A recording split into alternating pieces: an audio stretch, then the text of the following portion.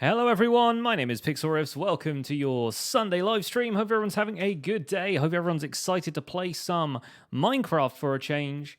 That is right, today we are celebrating 50,000 subscribers on YouTube, which is about 51.6 thousand at the time of recording. Thank you guys all so much for your support. It means a lot. So today, instead of our usual Final Fantasy block, we are going to be streaming some Minecraft from the Minecraft Survival Guide single player world, just to do a little bit of stuff in the kind of quote-unquote off-camera stuff that I would usually do. I figure we might as well do a little bit of that on camera with you guys. And thank you guys so much for the congratulations popping up in the chat. Appreciate you guys a great deal. Mr. Badger Seth, Mahir, CN Splatoona, Debug, Shelly Pig, Dr. K Bubbles, Go Fish, good to see you guys. Hello to anyone else who is lurking out there and whose name has already scrolled up the grand scroll of chat. There is quite a few people in here for a change, which is probably a sign that I should stream Minecraft more often, but hey, that's how it goes. I like to play other games on stream most of the time. So a lot of my YouTube output is Minecraft because that's what does well on my channel. But in terms of like time to play other games, I don't always get a whole bunch unless I stream those games. And lately I've been streaming a lot of the Final Fantasy series because I love that series. It is one that has, you know, been with me through childhood and so forth. So if you guys feel like stopping by one of those streams sometime, we stream Tuesdays, Thursdays, and Sundays, usually around this time in the afternoon for me, which might be the morning or the, you know, for all I know, it's the middle of the night for you guys. Let's check in. Let's see where everybody is listening in from, see what you guys are up to. Auntie Lammy, hello, good to see you. Welcome along. Zaron, thank you for the hype. Appreciate the hype there. We've got people tuning in from Poland. We have someone asking, Curious Cat wants to know what we're doing today. We're probably going to do a little bit of building around the town of Founders Forge because I have not done as much building there as I wanted to. The stuff that I've been doing with the Survival Guide series, because it's so tutorial focused, tends to take me away from just building because building isn't necessarily something that, I mean, it's something that you can teach, but it's also something that requires a lot of preparation and a lot of just work that isn't necessarily something you can teach because it's just placing blocks over and over again. So I can kind of dig into a little bit of that stuff, and I plan to in the episode that this is going to be a part of, but I figured, yeah, we might as well do a little bit of building for this stream so that we can get more along sort of the process of building, and then I can discuss exactly what I've done after the fact. I feel like that makes a lot more sense if you're like, you know, if you're watching a tutorial series and you don't want to just see people placing blocks over and over again. That's the kind of the tutorial content I like to make anyway. Auntie Lammy tuning in from Kansas. Stay puffed. Hello, welcome along. People tuning in from the UK and the Netherlands with emphasis on the nether. Surrounded by zombie pigmen. Mr. Badger Seth in Grimsby. I went to Grimsby once. Near the beach at Cleethorpes. Mystical Socks, thank you so much. Someone's asking how you donate. There's a command in the chat that'll tell you how to do that, I think. Thank you guys so much for the follows as well. We've got... Who have we got? Let me try and start from the beginning. We've got Water, Travis, CH Jost, and me. Splatoona with the host. Thank you for the host. Zebos, Shining Mew, Love Bunnies, and Mr. Lex. Thank you guys for the follow. Emil Lux, hello, welcome. Welcome, good to see you. People tuning in from South Wales, from Alabama. Not New South Wales, presumably. It's the other side of the world. All right, I've got my tea poured. Drinking some lovely mango fruit tea today, which is going to be very nice. You're making some goulash, Zaran. Wow. Exciting stuff. Party in the house. The Minecraft cakes are being dropping in the chat. RSMG Gaming is now hosting. Thank you for the host. In a minute, Minecraft will show up there. There we go. There it is. I forgot. I have trouble like loading that stuff in before we start a stream. But anyway, here we are. We're going to be working in Survival Guide. We're going to put a little bit of the Minecraft soundtrack on in the background in just a second. There's a skeleton. Oh no! The first thing that happens is I get attacked. And the game sounds are off right now because I didn't want it to pop up in the background. So bear with me while we turn those up. There we go. 70% should be all right. Let me know if there's any problems hearing the sound. I will just turn it up a little bit for myself here. Good afternoon, how am I? I'm good, thank you. I'm very good, yes. Excited to be here, celebrating this latest YouTube achievement with you guys. We're going to start off by fortuning some ore because I have a ton of it and I want to get rid of that stuff. But here we are in the Survival Guide world. This is the what's actually going to be like the Guild of Blacksmiths or the Guild of Toolsmiths. I haven't decided if I want to be that specific with it yet. But here we are nonetheless. Yeah, the game sounds seem to be coming through okay. Let me turn it up a little bit more for you guys. But we're going to have some music on in the background as well. Just started playing Survival again and you're loving it. 1 hour, got 4 diamonds. That's a new record. Nice, very good. Early diamond haul, always a good start. Okay, let's put the Minecraft soundtrack on in the background. This is going to be Minecraft Volume Alpha. Excellent. Back to it. Do I have a sneak peek for tomorrow's episode? It's going to be this. That's the thing. This whole stream is going to be a sneak peek for tomorrow's episode because tomorrow's episode is actually going to be like a little bit of discussion about this building, what it's going to be, and then probably a little bit more town planning around here. So if we get to that on this stream, then that's a good thing. But we're going to start off by getting all of these resources together and grabbing a bunch of redstone, a few diamonds. I don't know why I brought the emerald ore with me, because that's just going straight back in the ender chest. Hey, look, there's a creeper. The other thing I explained in the start of the episode, which is something that I never actually knew about Minecraft before, but if you wear a mob head, like a creeper head, a skeleton head, or a zombie head, they actually don't notice you until you get within about 8 blocks of them. So I can walk up to this creeper until about like here, and he doesn't even spot me. And if I sneak, I can get to within like a couple of blocks of him before he actually starts chasing me down because he realizes I'm a player. See? So it's actually something I never knew, and then somebody dropped it in the comments of the last episode where I actually got this creeper head in the first place. Of course, that guy exploded. But yeah, I actually got this creeper head in the last episode of last week, and somebody said in the comments, hey, you can like get really close to a creeper if you have a creeper head on, and I thought they were just joking around, but then I read up on the wiki, and that's actually a mechanic in the game. I never knew about this because I've never been able to get hold of mob heads before, but thanks to the channeling trident, you can actually do that in the game now, which is really cool. All right, folks, I'm going to try and keep up with the chat as best I can, but of course it's going to be moving a little bit fast today, a lot faster than usual, because usually we're just playing an RPG and I can just kind of chill out and relax and talk to you guys, but today we got stuff to do.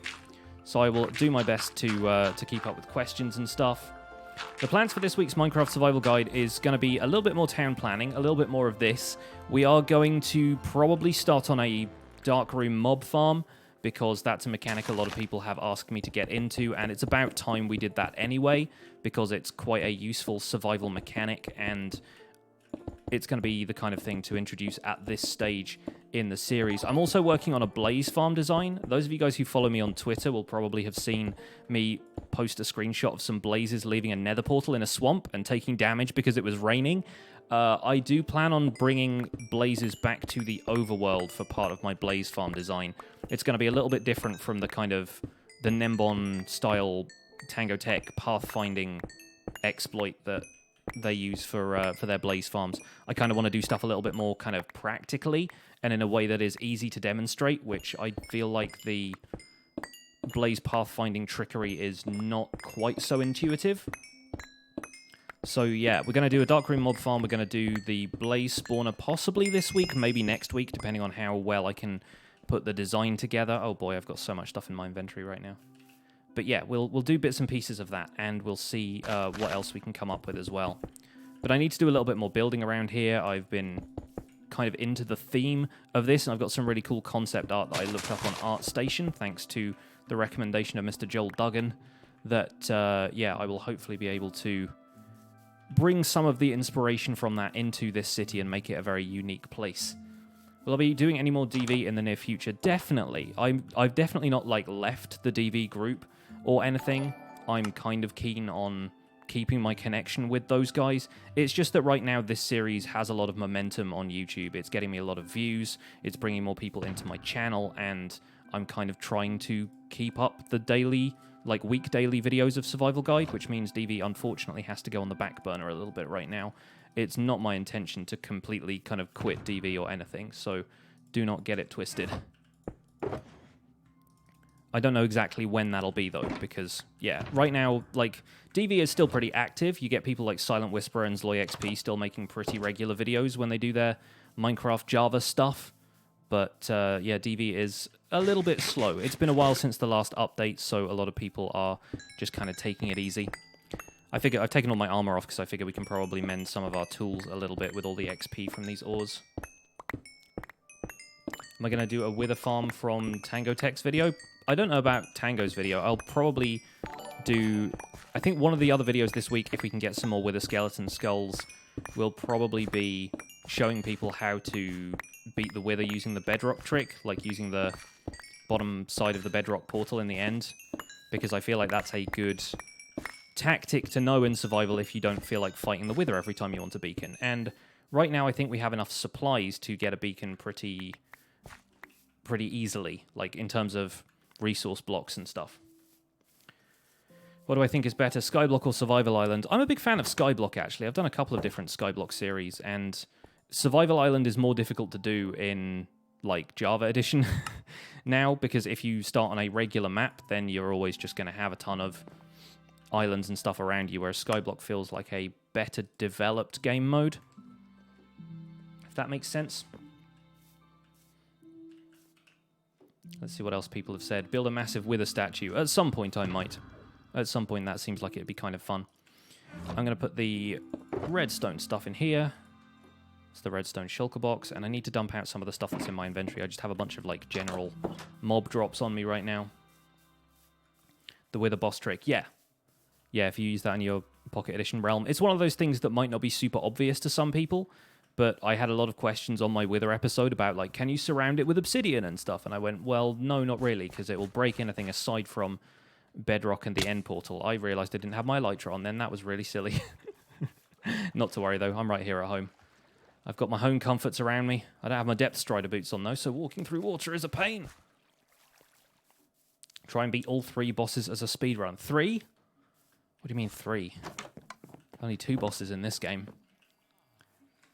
Unless you're talking about Elder Guardians, which don't really feel like bosses to me.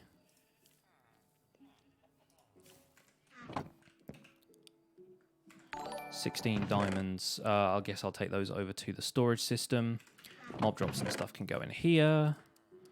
Good, we've got a little bit more gunpowder, though. I've been trading my string with those villagers. And eggs and stuff can go downstairs. So no 500,000 buttons being layered for my farm then. No, that would be a really great thing to do as like a 50k subscribers thing, though. It's like a button for every subscriber. When Mumbo does these like subscriber milestone videos, he shows you like what 50,000 blocks looks like. Not that Mumbo's had 50,000 subscribers for a while. He's had quite a lot more than that for a while. But he's like, this is what 7 million blocks looks like, because of course he has that many subscribers. He's like, what? Here is what 7 million blocks looks like in Minecraft. But seeing as we're doing this in survival, that might be a little bit difficult. In Bedrock, they say the Elder Guardians are bosses, do they? Oh, okay, interesting. I guess they kind of are. They're like the tier 2 enemy, and they're bigger and stuff, but they're not like... They don't have anything that makes them much different to Guardians, aside from just being bigger, whereas I feel like the Wither and the Ender Dragon have some pretty specific AI. Didn't he have 2.5 million? Probably 2.8 now. I'm pretty sure Grian's on 2.8. I don't normally keep track of that kind of stuff for other YouTubers, but considering they're the hermits, then I follow them. You know me. You guys know me, and if you don't know me, I am one half of the team that does the Hermitcraft recaps, so anyone who doesn't know that, I am surprised, I guess, because that's usually pretty common knowledge. Try to have my start of stream theme being played on note blocks. That'd be fun. That might be a fun project to do in future. Also, I put all of my stuff away in this shulker box, right? Yeah, I did. Good. That mending always picks up the XP instead of leaving it on your tools. There we go. So yeah, I have a ton of other resource blocks to get stuff out of. The emerald ore is just going straight in there, though.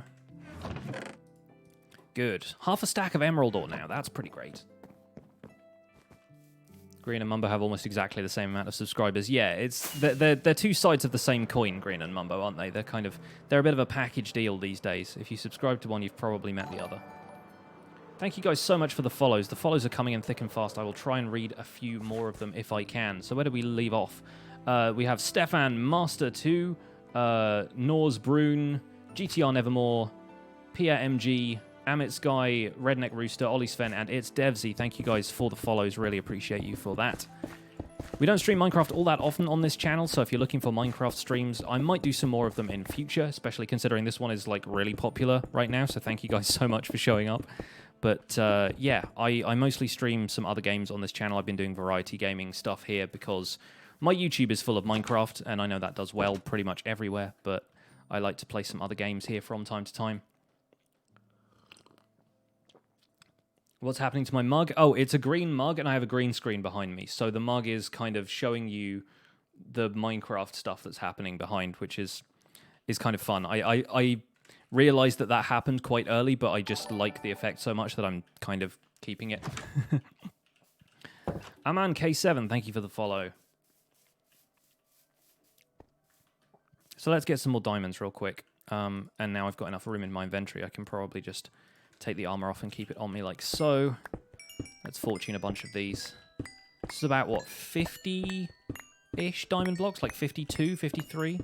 So we should get about 110 diamonds out of this, if I had to guess.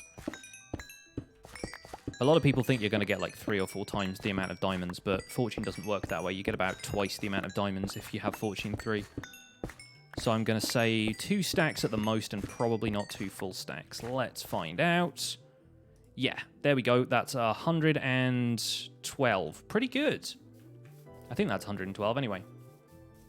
Do I earn anything when you follow? No, that's not how Twitch works. But anybody who kind of like cheers bits or donates or subscribes, that's how I make revenue on Twitch. But Twitch isn't necessarily about revenue for me. It's about hanging out with you guys, interacting, having fun.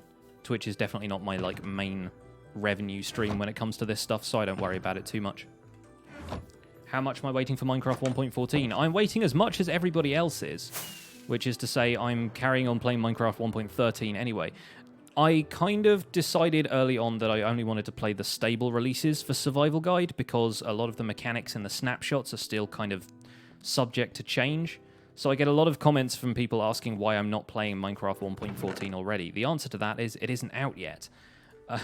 Minecraft 1.14 does not exist. The Village and Pillage update is still in progress, and that's why I'm kind of sticking with the 1.13 stuff for now. But I'm planning ahead a little bit. Like, a lot of the stuff I'm doing in Founder's Forge is actually going to be geared towards some of the new crafting blocks, like the smithing table and stuff. I want to incorporate those visually into the style of the town, the look of the town. So I'm doing a little bit more building with that in mind, I guess. I'm kind of working with the aesthetic of that kind of dark iron look that they have for the smithing table. So one of the main things I want to do today is focus on building this, and it's mostly built. Like, the outside of it is pretty much done. I just have to figure out what's going on with the courtyard around the back and then do some of the interior. So I figured that would be a fun project to do on today's stream, mainly because we can just dabble with some of this stuff. If we're inside and everything is well lit, then we don't have to worry about mobs. Therefore, I can look at the chat a little bit more and talk to you guys. My favorite 1.14 feature so far, I really like the pillager beasts, the ravagers, as they're called now. I think those are super cool. I think, yeah, I think some of the new crafting stations, the new kind of crafting blocks are very interesting. I'm looking forward to seeing more of them, seeing what exactly like a smithing table does. And yeah, I'm just kind of curious about a lot of it, really. But I like pillagers. I think pillagers look like they'll be a lot of fun. I think the raids are going to be a really interesting mechanic. It's going to be fun to see if we can still farm emeralds once they're done with the updates, or if they're basically going to nerf that because that might be a little bit kind of exploitable as an emerald farm, I guess. But it's another way to get them, I suppose. Somebody remind you what the purpose of the smithing table is. That's the thing. We don't know. It hasn't actually been given a purpose yet, unlike things like the cartography table, which is going to be for easier crafting of maps, requiring less resources and that kind of thing. So what I wanted to do around here is have this courtyard section here sort of still be open to the sky. So that's going to mean bringing the walls down a little bit more here. And yeah, we're kind of winging this as we go. I don't have a plan for this in creative. I don't have any screenshots open or anything like that. So we're kind of going to just give it our best shot, I guess, and we'll see what we can come up with. The pillagers seem like a side feature, and it's mostly a crafting update now. Yeah, I'm still interested to see if the villagers actually interact with those crafting stations in any way. Because one of the things I thought of quite early that they haven't like necessarily announced as a feature, but it was quite obvious from the very beginning that these crafting stations all kind of align with the villager professions that we have right now. Because there's a smithing table and there are several blacksmiths. There's like a smoker for the fisherman. There's I don't know, a loom for the shepherd, that kind of stuff. Like a lot of them, the cartography table obviously lines up with a cartographer. The librarian has a lectern. It kind of makes sense that they have something to do with the existing villager professions. And so what I thought would be a really cool idea is if villagers kind of return to those stations if they're in a certain building and the villager kind of recognizes that as its house. And they're talking about, like, in the Bedrock edition now, in the latest beta version of Minecraft, I think it's 1.10 for Bedrock, they actually have a new set of villager AI scripts that are kind of the new thing that they're kind of testing out, and you can give feedback on and stuff. So yeah, like Curious Cat is saying in the chat, like the new update for Pocket Edition 1.10 potentially, or like Bedrock 1.10 because it's on Windows 10 and anything else that can get the beta versions, it's potentially going to have features like that in it, and I'm curious to see if I'm right about that stuff. Maybe we need, like, I think we probably need windows in some of these just to make them look. Do we need to make like full wood blocks, like the stripped? I really like the stripped textures, so I'm using those quite a lot in these builds. We've got stripped birch around the outside there, stripped spruce for the roof, but I really feel like these sections here, if they're going to be windows, probably need to have that texture there, yeah, like so. And then we'll put some glass panes in there, just for a little bit of depth, but in a relatively enclosed space. Wonder what will happen to ocelots. I think ocelots are still going to be the same sort of thing, aren't they? I don't know if they're going to be tameable anymore. And that's something they haven't necessarily clarified, but then I haven't played around in the snapshots too much.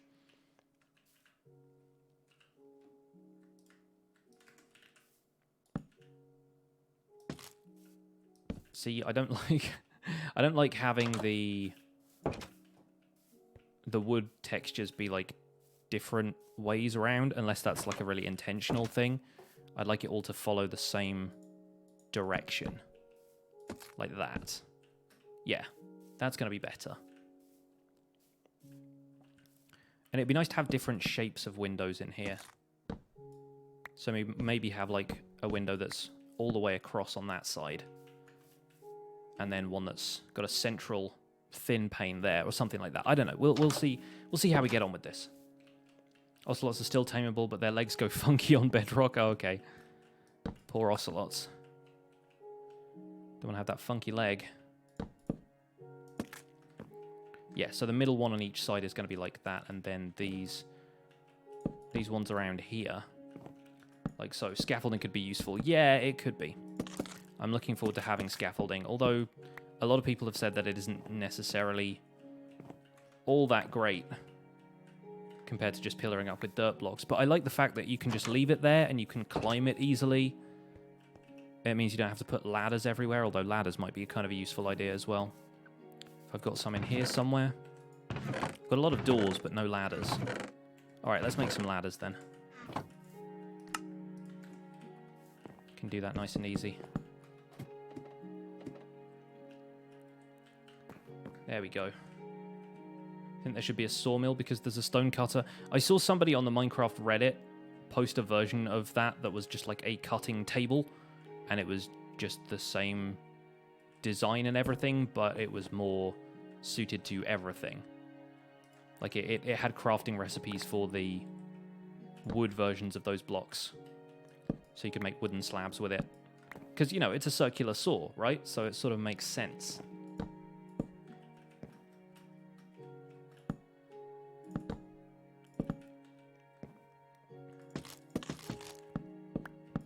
There we go.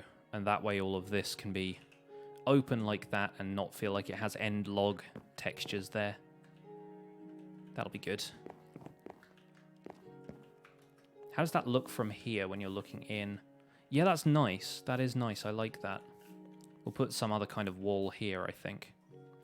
Maybe some sort of mural, if we can fit a mural into like a really small space like this.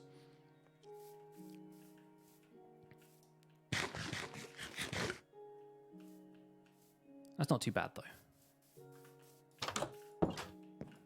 We're not aiming for perfection here, we're just aiming for something reasonable.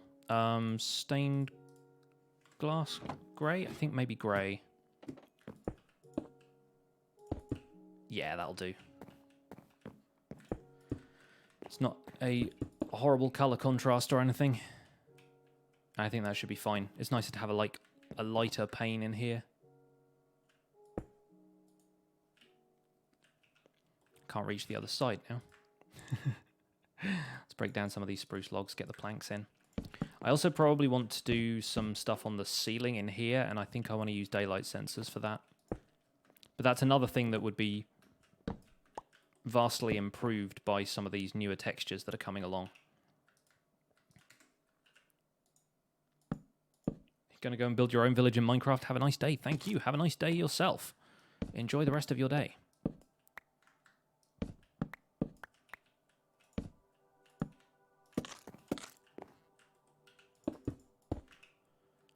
All right. We've got 3 of these left. Perfect.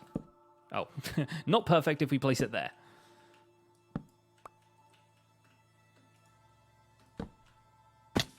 Well, that was terrible. Let's go and sleep. The fact that it's night is distracting me. Does ice turn into water if broken above air? Like not above a solid block? Yeah. Yeah, it does.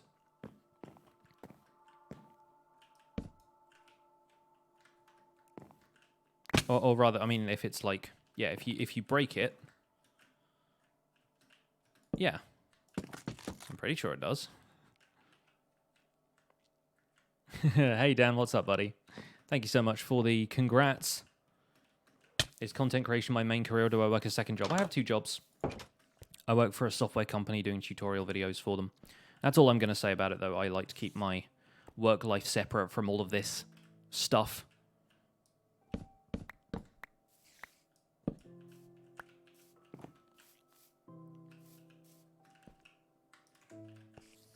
Try it now. I don't have any ice, so I will not be able to try it now.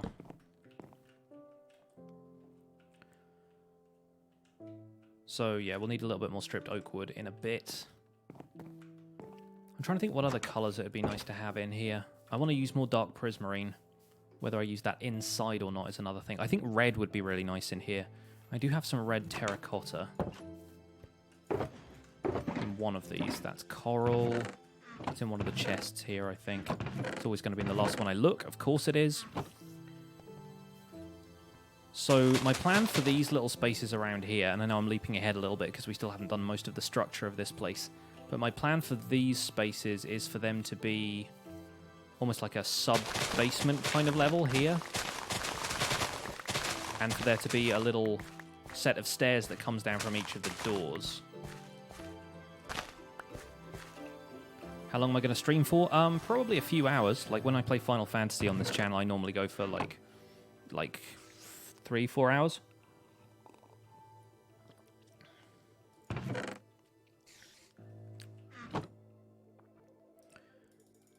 Let's get a bit more spruce and get some stairs. I'm sure I have some more of those in here somewhere, but got dark oak stairs, not spruce stairs. I tend to build a lot of the infrastructure of these things out of spruce. So like here, it can come down like so, and we'll have to continue the oak wood downward like this.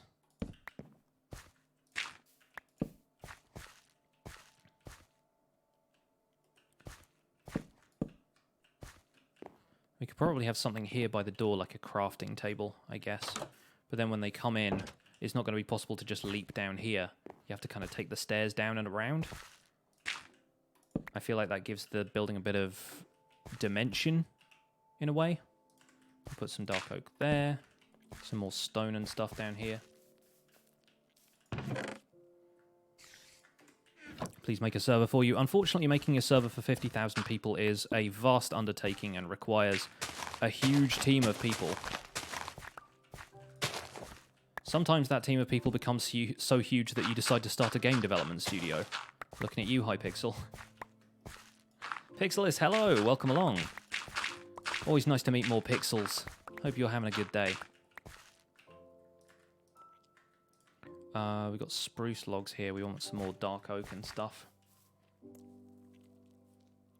Can I make a tutorial of a squid farm? Saw a thumbnail of the DV series that looks simple. It's simple, but also incredibly time-consuming. We will definitely be doing one on this series, though.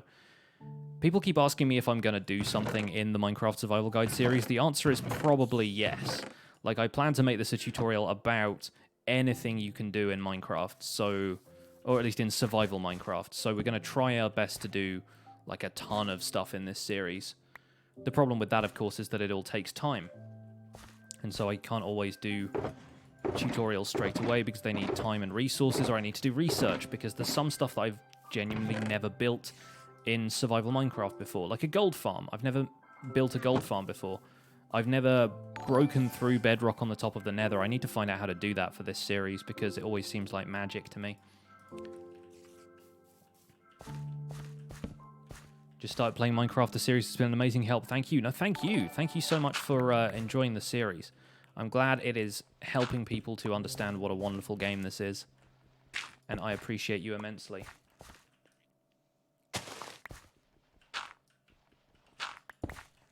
It's always been amazing getting comments from people who've just started playing Minecraft as well. Like, I cannot tell you how gratifying that is.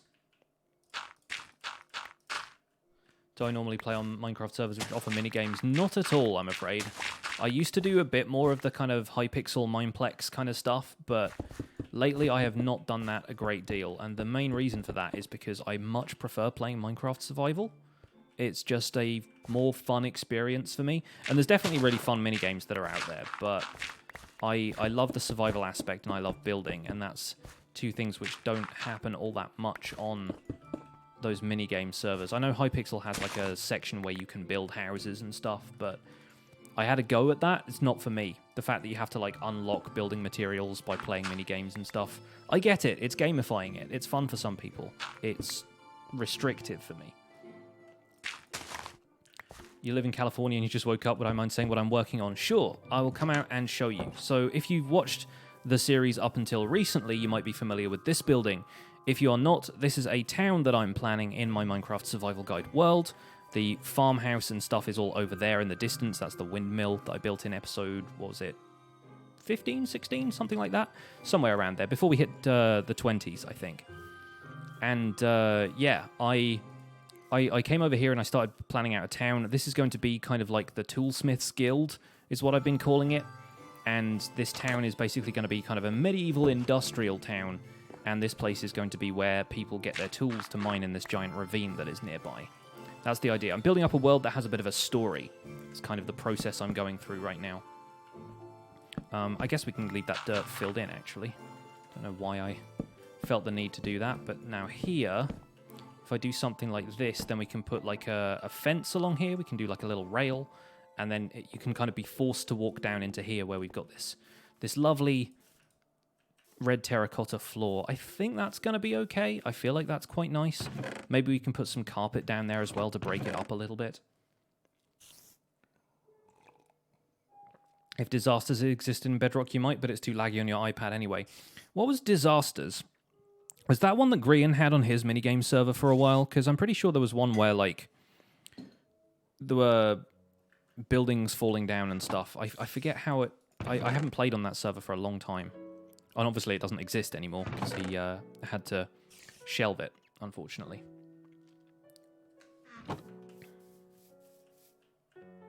Yeah, so fences. Do I have any in here?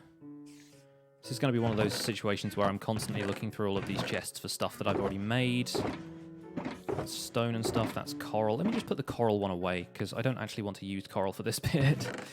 I'll put that in there for the moment and probably forget where that is too. Right, some sticks. And oak fences I think are going to look nice. I have like the least amount of oak in the world, but I can probably turn some of this stripped wood into regular oak now that I'm done using it around there. So yeah, there's going to be a fence here, and this right there is going to be an actual wall, like where this stone brick is right now. So let me build up a little bit more of that wall with stone brick and move these shulker boxes. So each of these doors is going to lead to a different office, is the idea. So there's going to be multiple rooms in here that lead to different areas, but they're all going to be interconnected. So we're going to have a door here that leads through to this one, and so forth. Maybe having a couple of these blocks be stripped like that would make sense.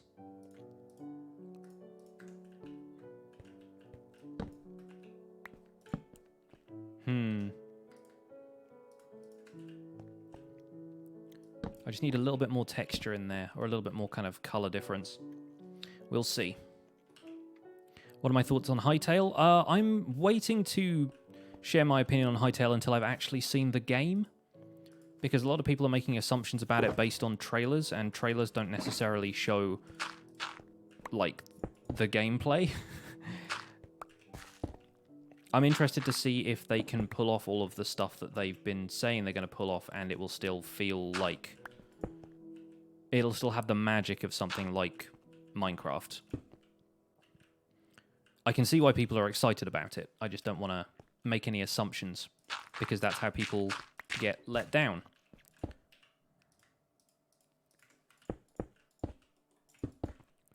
I wonder if maybe having more of a pattern to the wall in here, making it feel a little bit more organized, might be a good approach. But yeah, I like how dynamic this building feels already, because out here on the landscape, this is all very flat. So it all feels like it's just plonked down here. It's got a little bit of dressing up around it, but it's not like... There's a hill around this side, and this is one of my favorite things about this, actually, is that it brings the ground level up to these windows here. So you could see inside, and you're seeing one part of the building. But then when you come down around here, it's all at a different height. And you can't see into the building from here, so you think, okay, everything's just going to be flat on the ground floor. But then you turn right, you come down here, and suddenly you're going into almost like a basement level, so it's built kind of like halfway into the ground. When is Recap going out? I don't know. Zloy has gotten a bit of a stomach flu. According to his Twitter, he mentioned earlier today that he was feeling very ill and couldn't, like, sit up and edit at the computer for very long without just feeling sick and having to go throw up. So we're going to wait until he gets better, I think. We've done the script and voiceover and stuff already. It's just waiting for him to edit the video, but obviously if he's not feeling well, then we're going to have to wait a little bit longer for that, I'm afraid. But hopefully he feels better soon and should be able to do the edit like he normally does. You have Java Edition with Launcher, you didn't have to pay anything. Free Minecraft. I mean, yeah, if you've got the Bedrock edition from the Java launcher, then that's pretty cool. Have I met ZloyXP in real life? No, he lives in Russia, and I live in the UK, and I have not yet been able to travel to Russia to meet him. I'm not sure if he wants me to. I always said it would be really fun for us to, like, both meet up in one of our respective countries and just kind of hang out some. But I don't know if that's what he wants. We haven't really talked about it. Because we're both internet nerds, we're both like, we're fine just having like a working relationship from several thousand miles away. Like it's not a thing that we've really kind of felt the need to change.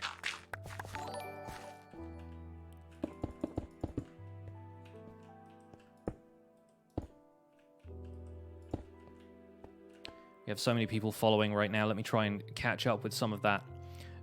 We had Tunfisk, Dom Philbrick, Blue Light, Pixelis, 22121, Polygono Gamer, AEZ,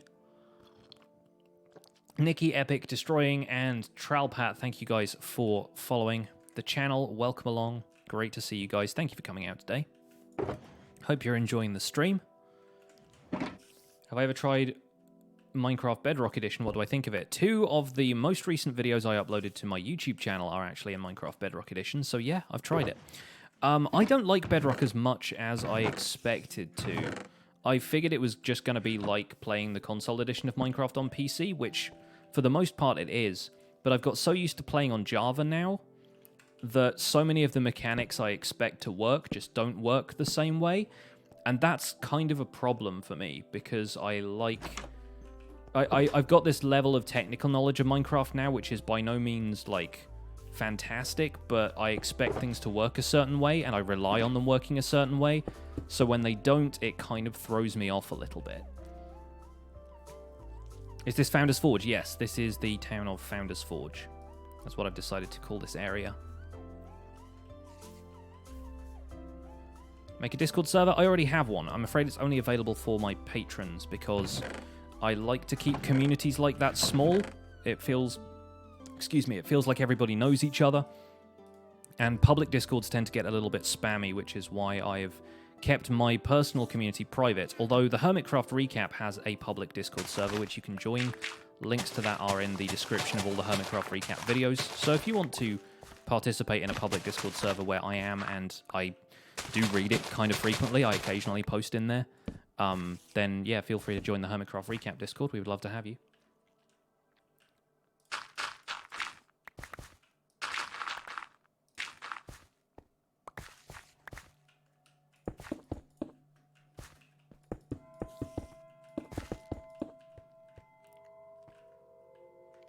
You can't get a Twitch Prime account in India with Amazon Prime. Oh, today I learned. No worries. I don't need you guys to worry too much about the sub thing, but if anybody does have a Amazon Prime account and doesn't know about Twitch Prime, may as well tell you guys, Twitch Prime is a way you can basically get a free subscription to a Twitch streamer every month. So if you've got an Amazon Prime account, you can link it to your Twitch account and use your Prime account to basically subscribe to somebody for free. The streamer gets all the benefits of you having a proper paid subscription, but it's like a free sub every month, and you get to change who it's like linked to, so you don't have to subscribe to the same person every month. And subscribing on Twitch gets you like emotes and that kind of stuff, so it's kind of fun if you feel like doing that. But it doesn't have to be me, it could be other streamers you guys happen to be fans of. I know a lot of the Hermits stream here on Twitch as well, so some of those guys have been streaming for a while and are partnered, so they have a ton of like emotes and fun features on their channels that, as an affiliate, I only have a couple of different ones.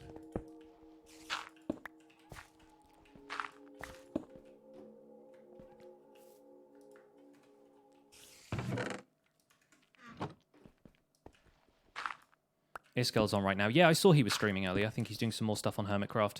He's been streaming a lot from Hermitcraft recently because of that crazy Wither Farm project.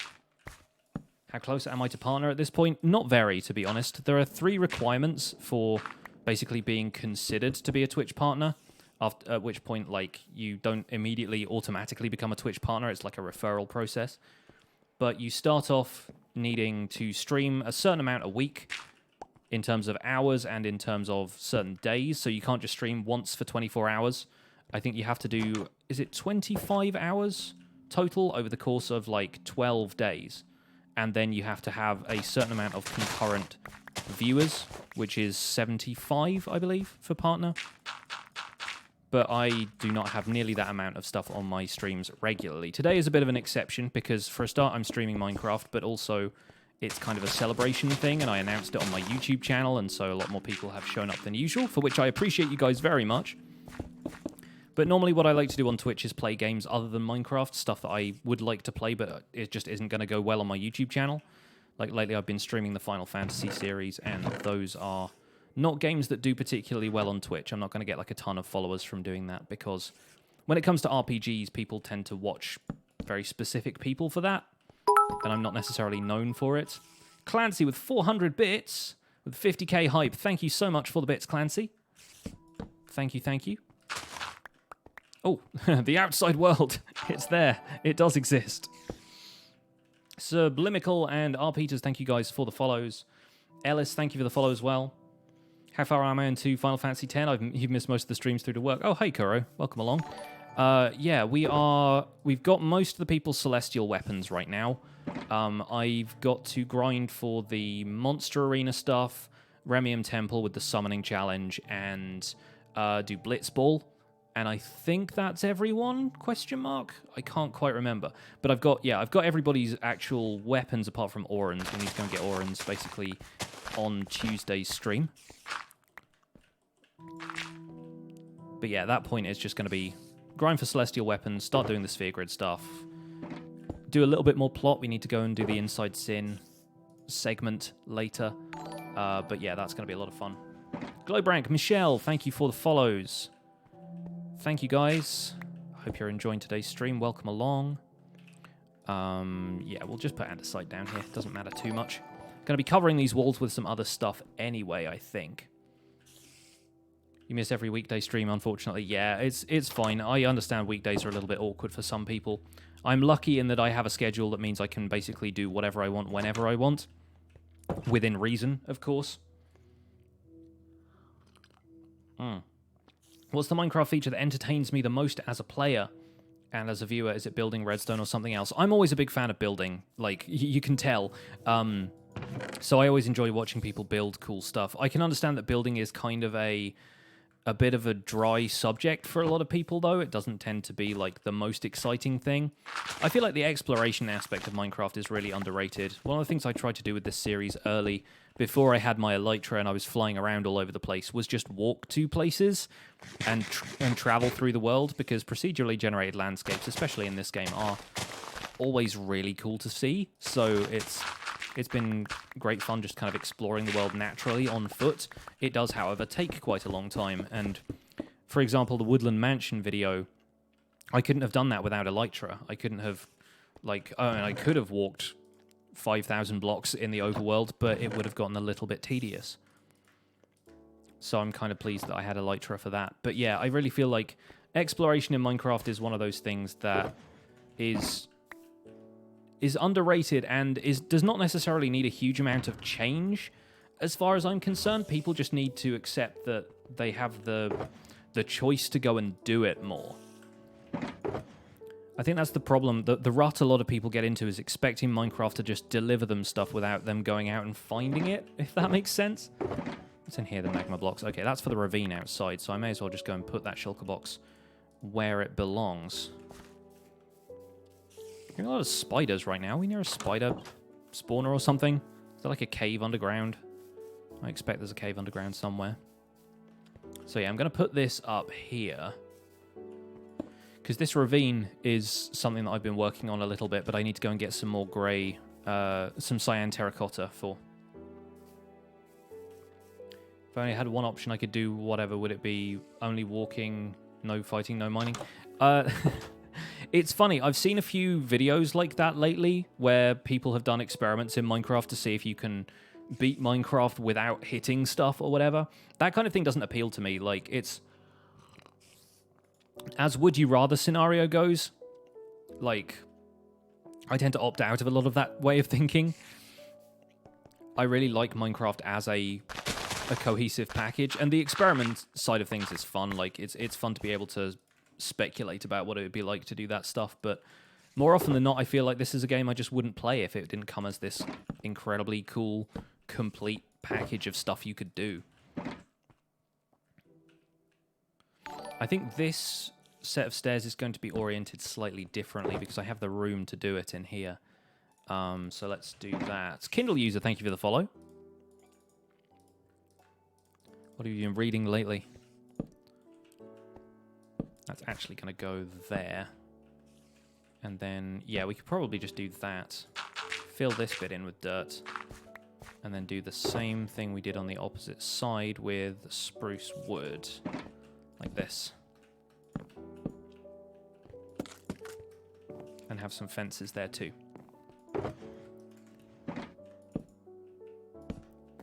Yeah, maybe there could be a chest there or something. Maybe that's like their outgoing mailbox or something like that. Is this all vanilla survival? Yes. 100% vanilla. Well, Optifine, but Optifine basically is vanilla at this point. I don't know anybody who plays without it. Kindle user, thank you for the congratulations on 50,000 subs. I'm really glad you like the videos. I hope to keep it up for a long time. It's all gone blurry. That's probably your Twitch adjusting for bandwidth and quality options. Thankfully, I have quality options on this stream, which is nice. You don't always get them when you stream on Twitch as an affiliate. How is Cobble Clicker? Cobble Clicker is fun. It's a good skyblock map. And yeah, I find some skyblock maps are kind of hit and miss. It's always been a fun formula, but some places just... It gets a little bit too grindy. I feel like they've done a good job of making it a little bit more accessible for people who aren't necessarily familiar with the skyblock formula.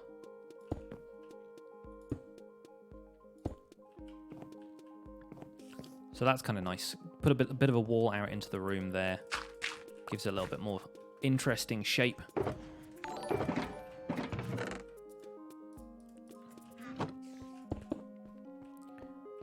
And yeah, like I said, this floor isn't going to just be a big expanse of red terracotta. We have plans for this.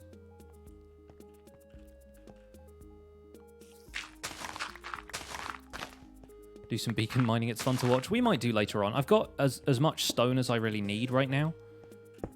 But yeah, there's some other stuff we can do.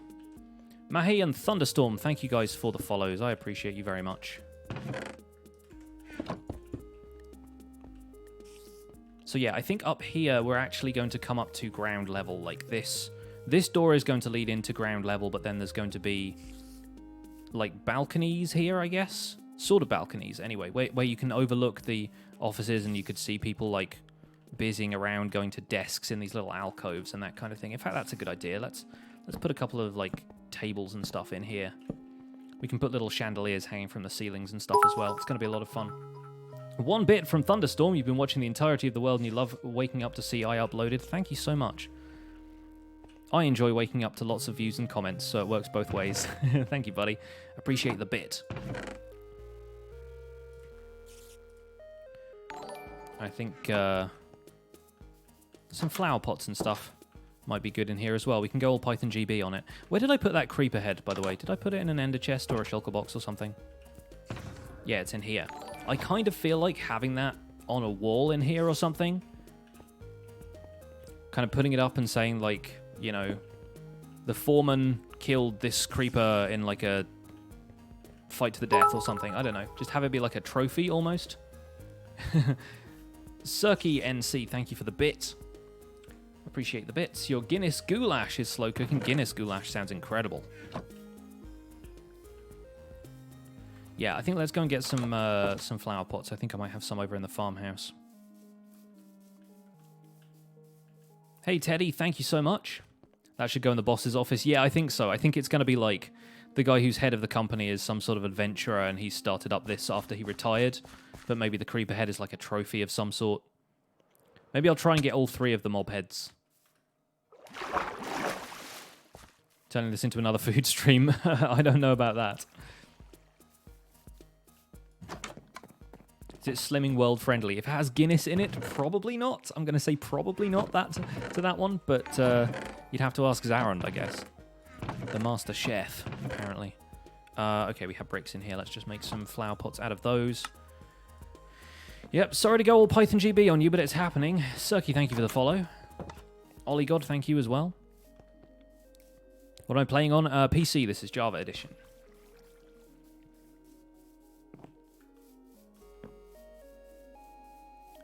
Always enjoy waking up early before getting ready for work and watching Survival Guide. Wow, okay. Thank you so much. It's so funny to me hearing people talk about like watching this before they go to school or before they go to work or something, because for me it uploads at 11 AM, so most of the time that's like middle of the day for me anyway. Yeah, putting like flowers in pots and stuff like that would be really cool here. And there's a fun thing I like to do with these heavy pressure plates where they can kind of look like a piece of paper on a table, you know, like that's a kind of blank stack of paper waiting to be written on, which makes sense until you realize that we can put item frames on tables, and that way you can actually put paper in an item frame, or like have a map that had some stuff written on it. That'd be really fun. Can you put a flower pot and an item frame in the same block? Does that pop off at all? Yeah, it does. Okay, I thought it might. So yeah, we could put some other objects and stuff in here. Which way around do blocks look? That's kind of adorable and a little weird looking, isn't it? Sucky, not much like last time, but I want to give you something. No problem, dude. Thank you so much for the bit. I appreciate it. Every little helps, as they say. It's midnight for you when I upload? Yeah, I'm sorry about that. It's not really something I can control. I just upload it at times when it makes sense for me. The microphone comes in with a bit as well. Thank you for the bits, all. I appreciate it. Let's put some paintings and stuff up in here as well. It's going to be nice to have a little bit of decoration. Curious Cat and Teddy, thank you guys for the follows. Haven't you guys followed before? Are you guys just like re-following for the sake of it right now? There we go. That's actually almost the painting that I wanted. Like, there's a couple of those two wide paintings that are really nice looking. I feel like they add a lot of color to a room like this. So we'll go with that. Can maybe put a few of these fences around the place. We're going to need a slightly different approach to lighting as well, but here's a fun tip for everybody. In fact, I kind of wish you could do this with a flower pot, but the flower pot item entity doesn't look like 3D on here.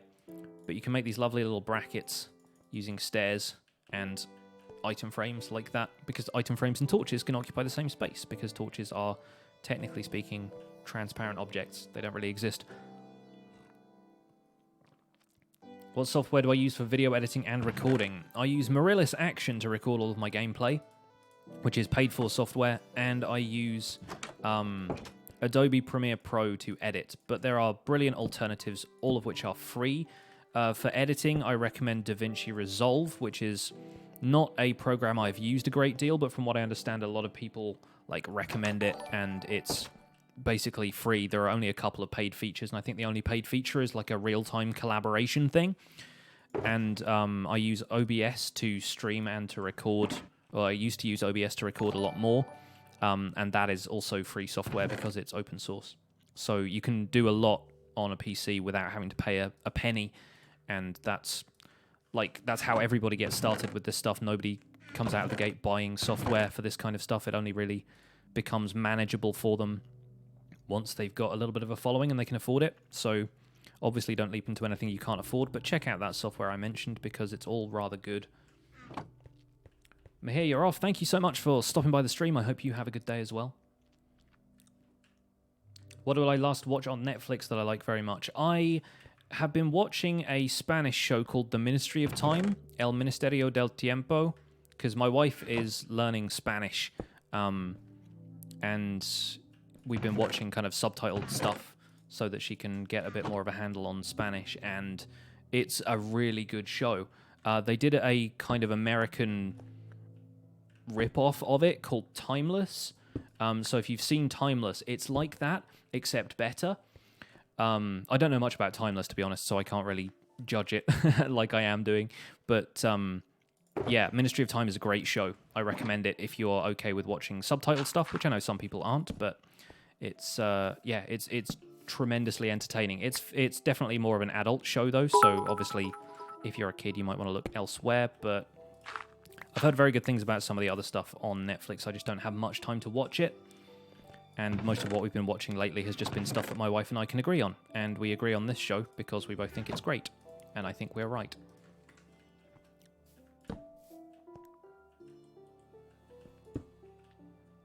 Can I repeat the name of the free editing software? It is DaVinci Resolve. DaVinci like the artist, and Resolve like the thing you have to have when you're feeling courageous. Resolve, if I can spell things like that. I was never that good at spelling stuff out loud. Like, I used to be really good at spelling when I was in school. But, yeah, when it comes to, repeating stuff back out loud, I'm always like, have I spelled that right in my head? There we go. Talismancer's dropped it in the chat. Hello, Talismancer, by the way. Good to see you. Thank you for stopping by today's stream.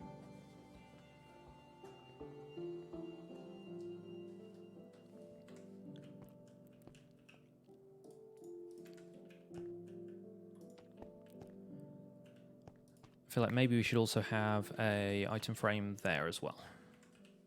Just to even out the lighting in here a little bit, have it 2 blocks either side of the door.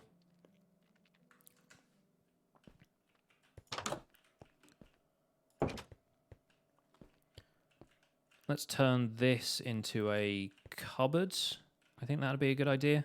Could have a couple of chests stacked up in here.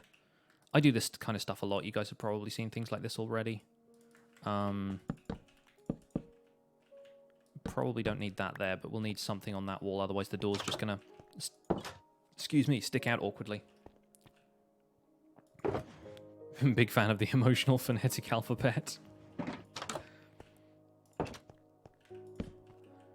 Well, that's not right. There we go. It's a bit more like it. Still feels kind of awkward, though.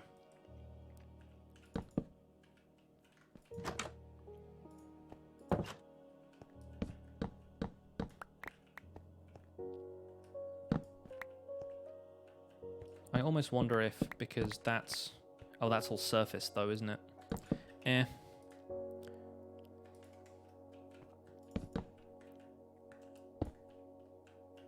Yeah, I can't replace those with anything.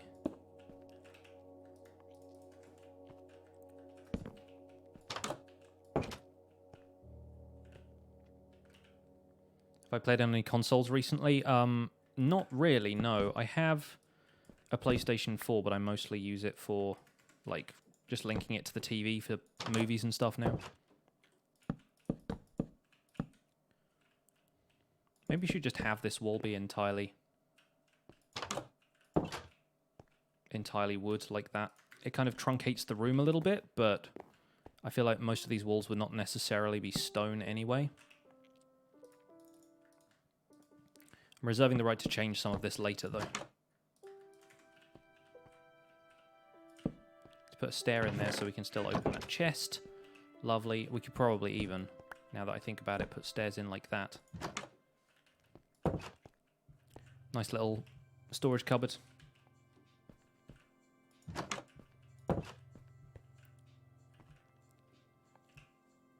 Yeah, Streamlabs OBS is the one that I use to stream. I've never tried recording with it because by that time I was already using Marilla's Action, so wasn't that worried about it. Oh, I think the acacia door is best for that purpose. I mean, kind of. I feel like acacia is just going to stand out in a weird way here, especially when I've got red floors. Thinking about putting some grey carpet down here if I have the wool, which I probably don't. Oh, I do. I have some. Not enough for a huge amount of carpet. I think I moved the crafting table, didn't I? Yeah, I have it here. Put that in the corner. But then if we have something like... Yeah, if we have some carpet just sort of dotted around the room. Obviously, we're going to put more furniture in here, so it's not going to matter hugely.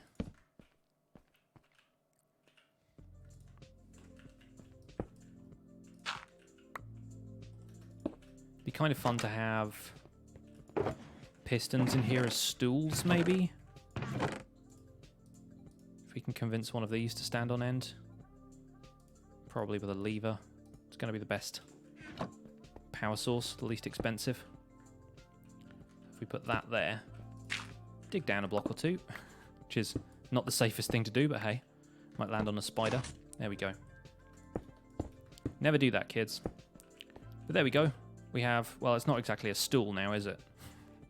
It's more like a section of this bench. In which case, could we get away with that being a seat for like an elevated sort of desk? I don't know. That's not really going to look great, is it? I like the idea of using that for like a bar stool situation. Maybe even putting a daylight sensor on top of it, but I don't know if that would mess with the piston too much. Worth a try. Give me that red concrete back. Not red concrete, it's terracotta. That guy. Magical Panda just subscribed using Twitch Prime. Thank you so much for using your Twitch Prime sub on me. Welcome to the Pixels. Enjoy your brand new Pixel Hype emote.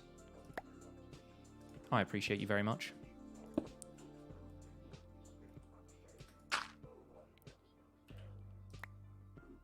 I think if we put the piston like here and have it kind of be the go-between for these two desk bits, that'd look kind of cool as well. Oh no, it's diorite.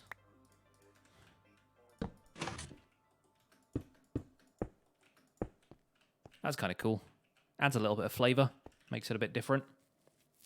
Hey, Akodo, welcome along. Good morning to you. Yeah, I just want to use textures like this a little bit more. That dirt will have to go, though. Put some cobblestone down there. Easily solved. Easy fix. Can you join the Patreon server if you subscribe to Twitch? No, Patreon is a separate thing, I'm afraid. It just helps me keep everything straight in my head if each thing remains separate, you know? Just finished watching me and Lloyd Cobble click the night away. Yeah, that was a lot of fun. I'm looking forward to playing more of that map. Got another video of that coming out next week as well. So we record 2 episodes at a time.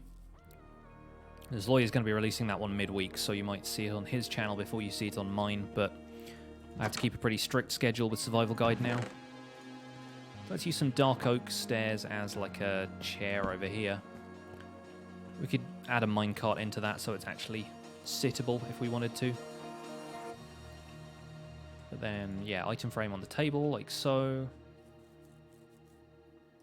Just subscribe to my YouTube channel. Thank you so much. Appreciate the sub. I like to put levers on things like this because it kind of, I mean, it's got a redstone spark on it now, which is not ideal. If I put it, can I put it that way around? Oh, I can. There we go. Imagine that's like a pen sticking into an inkwell or something like that. You just got to use your imagination for this stuff sometimes. But the tip of it looks like it's got an eraser or something, so it could be a pencil. It'd be kind of fun.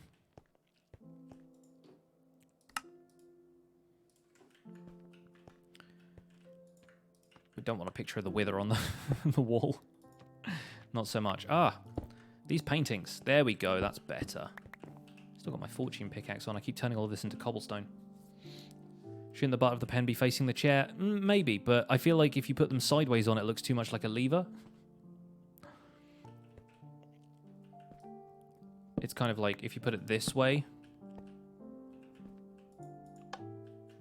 That's like...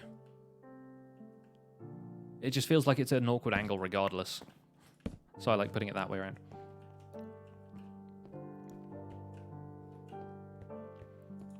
And then like that. Yeah, I don't know. I don't know. I'm just going to leave it like that. Activating all of the redstone stuff around it.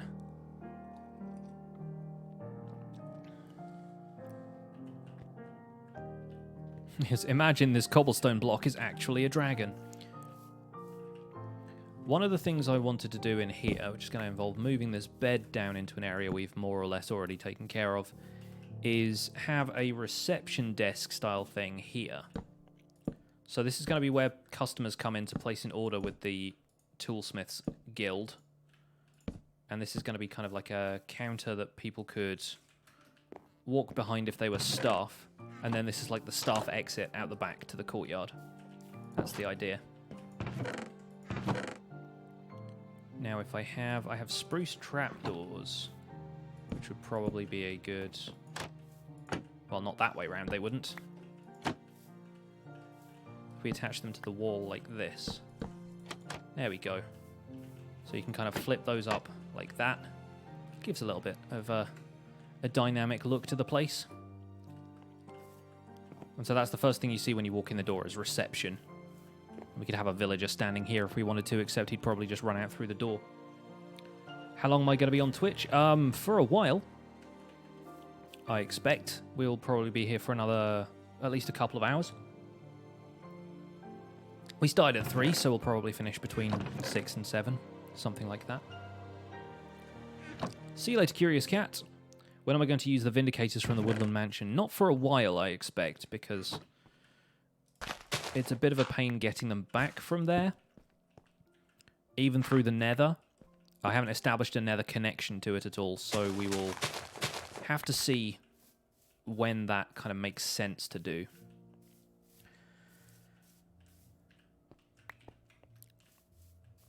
So these are going to be offices. There's going to be offices upstairs. I feel like something around here might end up being more like a storage room. It would make sense that a place like this would have a large storeroom for stationery and stuff like that. Because it being a guild, it's not necessarily where they're going to store all of the tools. It's more like this is the place you come to place your order. So there's going to be a lot of pen pushers in this place. How's my day going? It's going very well. Thank you for asking.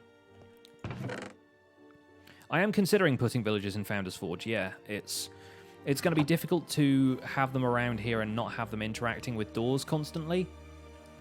But I feel like we can probably do something cool with it. That creeper head over there is just like... just distracting me a little bit. It's been like, hello. It's a nice guild you've got here. Be a shame if anything were to happen to it.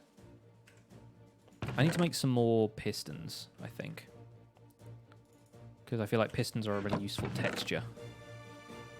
I need redstone and iron for that, though. I have some iron in here, I just don't have any redstone.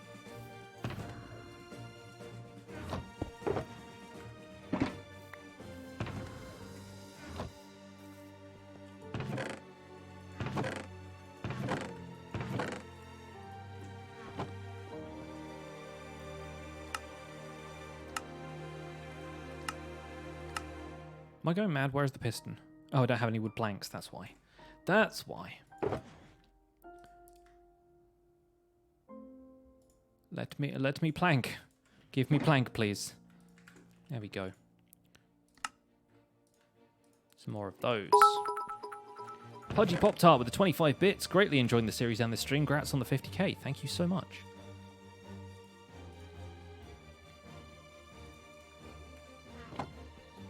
I appreciate your bits. I think, yeah, around here, we can have a little stairwell going up to the main sort of reception area.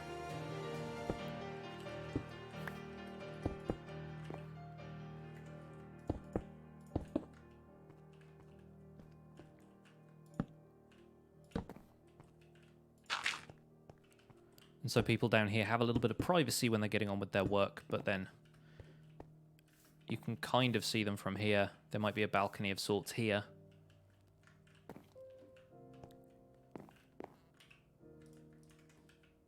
And this is where I'm kind of thinking I'll replace that with a different material eventually, because the floor and the steps and the reception counter and stuff is all going to have like spruce wood in, so it's going to feel like the material is everywhere, and it might need a bit of a change.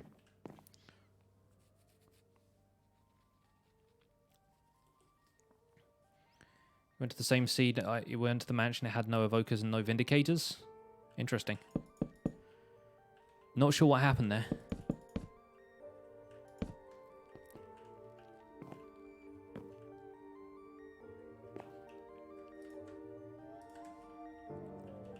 Depends which version of Minecraft you're playing, of course, because, yeah, it may just be a bug. First time you've ever tuned into my stream, love it, thank you. I don't stream Minecraft all that often, so if you tuned in another time, I'm afraid I couldn't guarantee you'd be getting the same kind of stuff.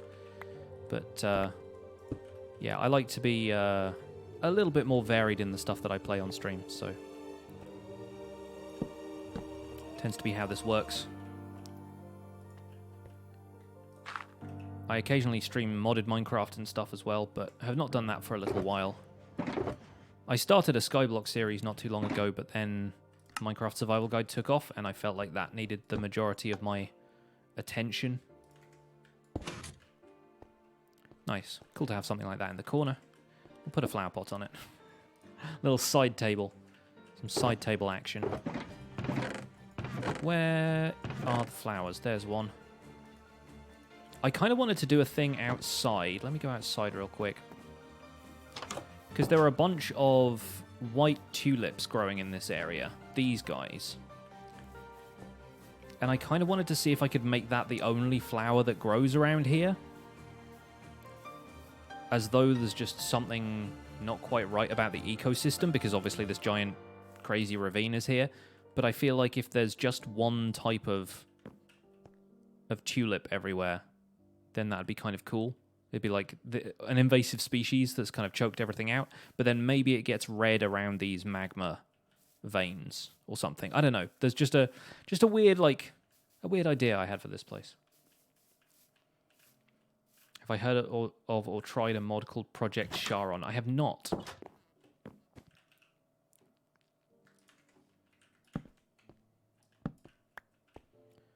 I think, yeah, maybe a desk can go here. Not there. It's a weird place for a desk. And we can have... Yeah, we'll stick to the dark oak wood for the chairs in here. I need to do more with, I think, nether brick or something around here too.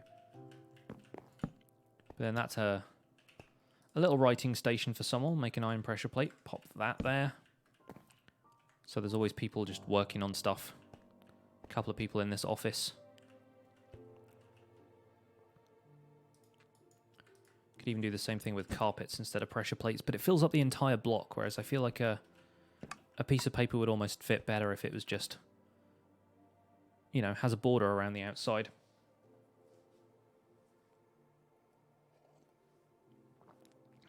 Do I have a schedule of uploading Survival Guide? Yeah, it's every Monday to Friday. Like, every week, Monday to Friday. And I'm trying to keep it that way as best I can. There might occasionally be weeks where I can't do all 5 days, either because, like, something has taken a little while, like with the episodes last week where I tried to get a thunderstorm to happen so I could get mob heads and experiment with lightning. That took longer than expected because I had to wait for a natural thunderstorm, which I guess I didn't have to wait, but I wanted to wait. So that one took a little while, and that one I will probably end up, like, occasionally taking that long to do other things, in which case, yeah, the episode might be delayed until the following day or something like that. But I'm going to try my best to keep it Monday to Friday. Until eventually, inevitably, I run out of ideas. Happens to the best of us. Uploading 5 days a week and live streaming 1 or 2. 2 or 3. I normally stream 3 days a week, and I sleep at night, like most people do. Content never sleeps. I think the rest of this floor here might actually be better off as stone brick. I've done it for the walls, but it might look good for the floor. And once again, we can put carpet down if we want to. But I think maybe just a little bit of stone around here for this entryway to contrast with the wood surroundings.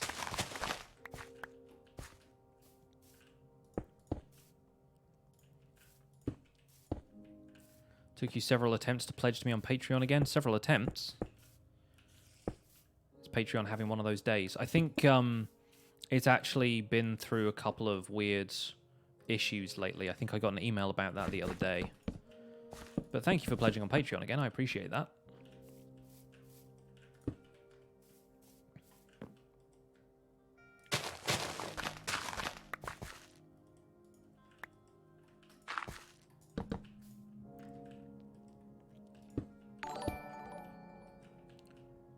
Shay Disney Freak, thank you for the follow.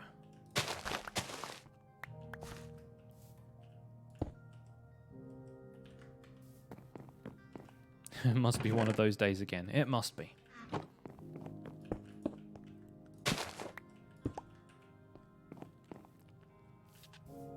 So yeah, having a stone floor here is not the worst thing ever.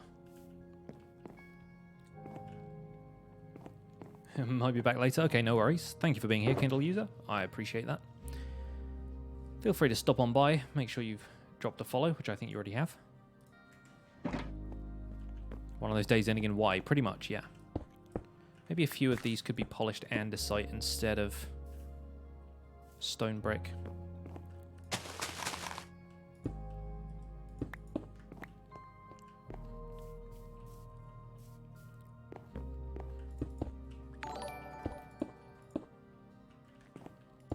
I feel like maybe it keeps that slightly medieval feel if the floor is a little bit ragged.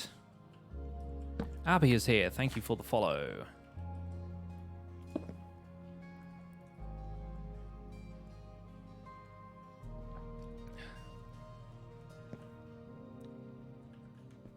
Damned Uniform, love the video. Thank you.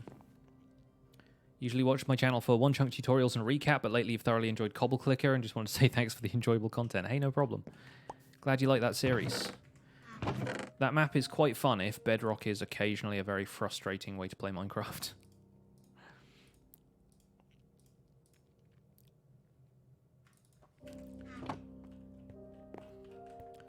I don't know if we will need the ladder to stay here permanently, but it might be kind of nice for the receptionist to have a way to access the upper floors from here. Because I don't know where the upper floor access is going to be in the rest of the building. I think it might be here, or maybe over there, because we're not doing anything with these spaces quite yet. And it would make sense to have a staircase that, like, maybe wraps around here a little bit to get up to the offices upstairs. It's a bit of a tight spot to do that, though. Maybe here, actually. That'd be a good place. Yeah, no, we'll do that. We'll definitely do that. It means that I can actually use this corner for something. We'll fill this in with, I don't know, something. Yeah, I said there was going to be a balcony of sorts here, but I think once we've actually got roofs on these, then there's going to be ceilings because there has to be a floor above. So we'll ditch the balcony idea for now. It'd be nice to keep this a little bit open so that people could look down at the reception area or something. I just want more balconies and stuff. That's what I'm gathering as part of this, is I just kind of want more balconies in general. I'll put dirt in here for now. You'll be able to see that through the chests, but we'll get rid of that eventually anyway. And I'm sure I've got tons of dirt in here that I can just use to fill this area up, make sure we get no mob spawns. There we go, and that's where the next floor is going to start. Or maybe just here, because that's where the windows are. Yeah, no, that's going to make more sense, isn't it?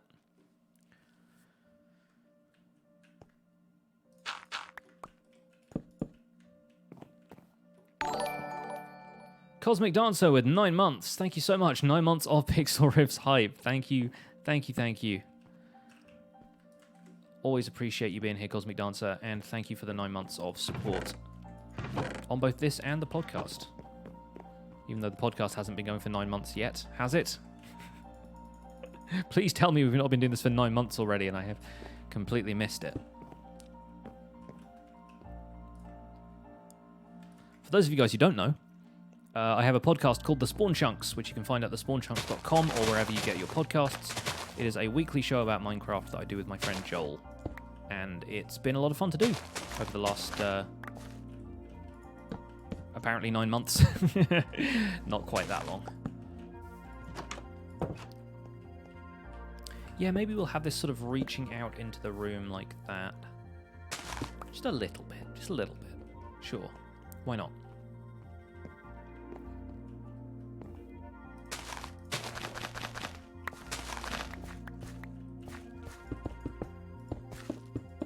This section back here can be rough stone, but then we'll maybe put a little bit of carpet there so the receptionist can have somewhere to put their feet. At the very least, we will have... Where is... There's a jukebox there, not a note block. Do I have note blocks in here? Kazuto Shiro has subscribed with the Twitch Prime sub. Thank you so much for your support.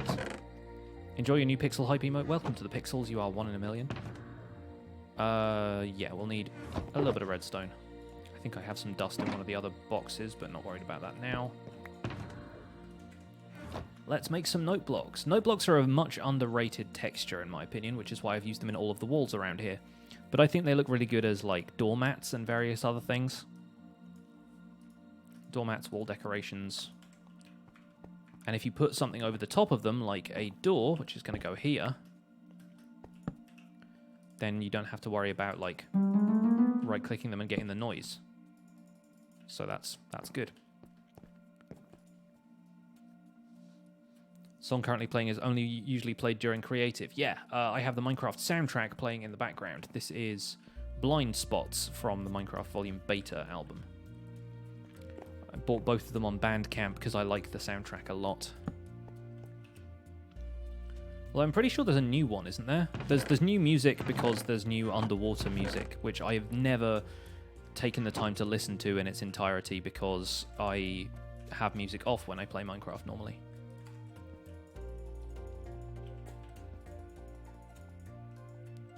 Like so. You can also do that with slabs, and it looks quite good with slabs. But I think having a uniform approach to our torch brackets in here is going to be a good thing. Hello, Shane. Thank you so much for the congrats. Appreciate you dropping by. So the question is, are we making all of the ceilings in here out of spruce wood? And if so, why? Because I use spruce wood all the time and I really need to change my ways.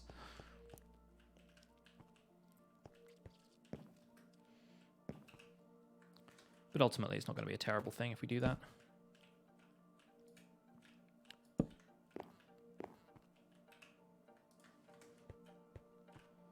Need to get some spruce slabs if we're going to do that then.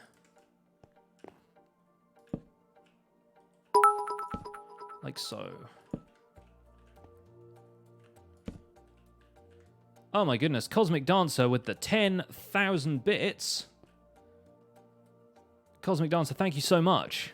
Enjoy your red bit badge. That's incredible.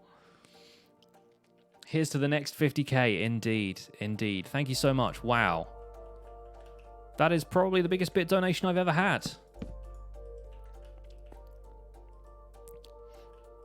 Let's see some hype in the chat. Yeah, there it is. Let's see some hype in the chat for Cosmic Dancer, folks. Thank you so much.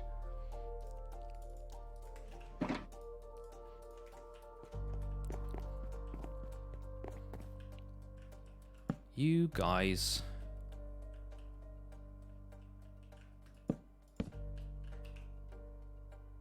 Can I tell you decorative ways to use stripped logs? Look around you, son. They're everywhere. In fact, look at the outside of this building. Because stripped birch is one of my favorite... Excuse you. It's one of my favorite blocks. This guy, not one of my favorites. There we go. Yeah, stripped birch is actually a really great, texture. I love it so much. I like it more than I ever thought I would ever like birch. Clanboy K, thank you for the follow. But yeah, this is the stripped birch texture, and I think it goes really well with a lot of dark materials. It's a great contrast. It's got a very mellow tone to it. In fact, I think that's closer to what birch planks look like in the new default texture pack, which, again, a lot of people ask me why I don't use the new default texture pack. It's because it's not finished yet. Regular glass looks totally different to the rest of the stained glass. It's not done. But when it is done, I will use it. Does that feel a little bit like... No, it feels like a roof. It feels like a roof. It's going to be nicer once we actually get into the room. Let's do a border for the ceiling, though. Let's have it go around the room like that. That's going to feel a lot better, isn't it?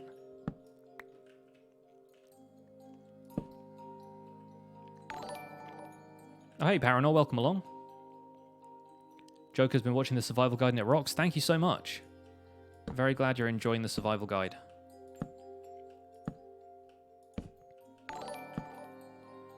You'll see a little bit more of this build in tomorrow's episode, once we've got a bit more done here.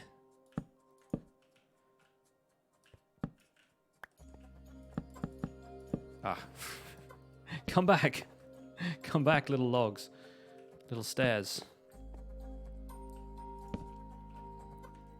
So I guess that's probably going to finish about there. Yeah, that'll do. And like I said, we're going to have a wall here, so that will continue. But yeah, having a nice border around the top of the room like that will help the ceiling blend in a little bit. Talismancer gifting a sub to your husband. Hope you guys are having a great day.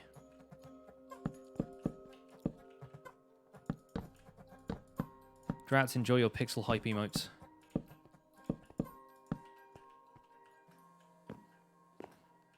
Oh, Kurigani's here to make everyone hungry again. Talking about foods.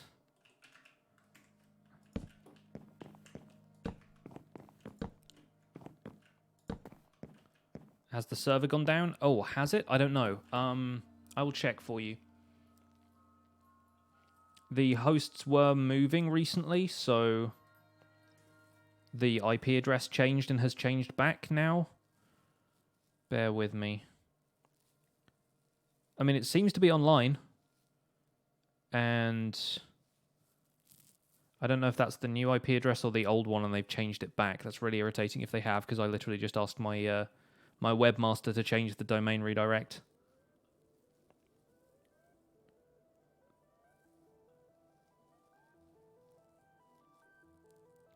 No, that should be the new one.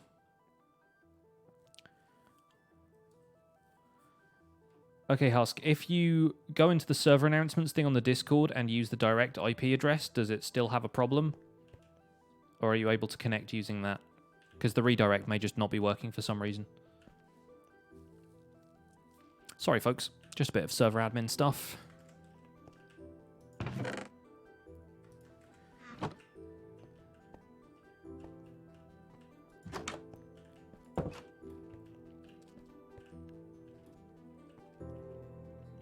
If we wanted to, we could put some more signs around here that had like a little bit of lore text, I guess, but it was interesting talking to Whip about this on the latest episode of the Spawn Chunks, because Whip was like, I don't like just writing signs everywhere saying, this is the blacksmith, without it really obviously being the blacksmith, you know?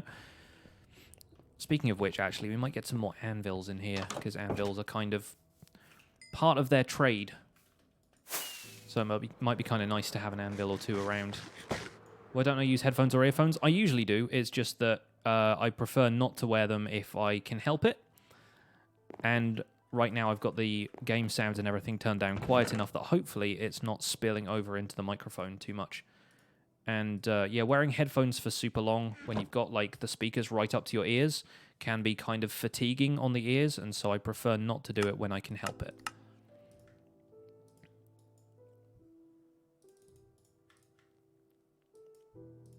So let's just make a bunch of anvils to bring those in.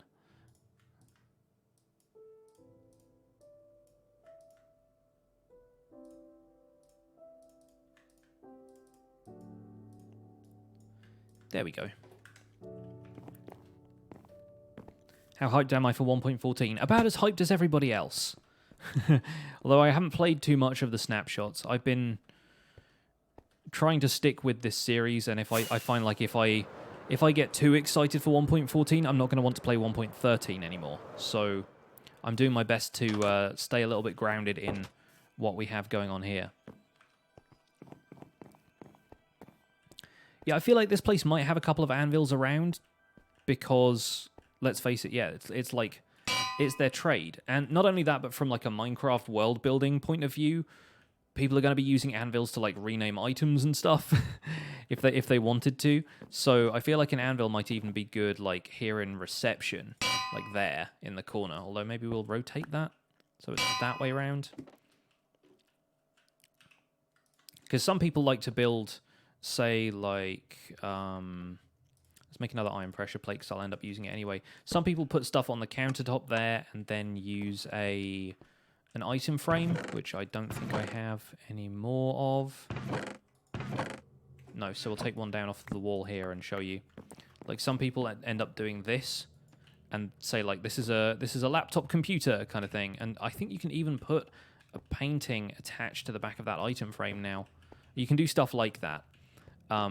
You can definitely do it on like walls and stuff, but I feel like I'm not going to introduce a technology to this world that implies they have some sort of parallel to a computer, because it doesn't feel like the right kind of vibe for that.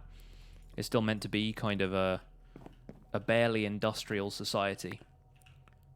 So they're working with iron, and it feels like, yeah, having an anvil behind here so you can rename a piece of paper that says this is an IOU for 15 pickaxes or whatever. That seems a little bit more plausible to me.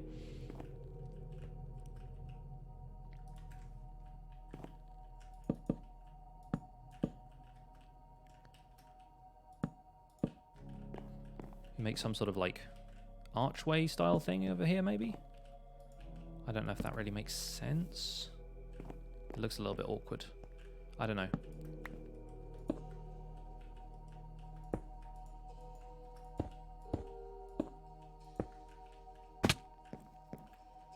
I want some kind of like gateway between this section and that. I don't want it to just be like a straight walk down. But I don't think this is right.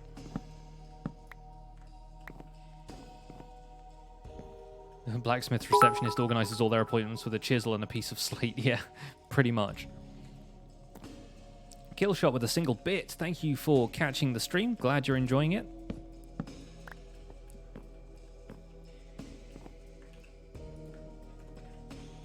Sleep again.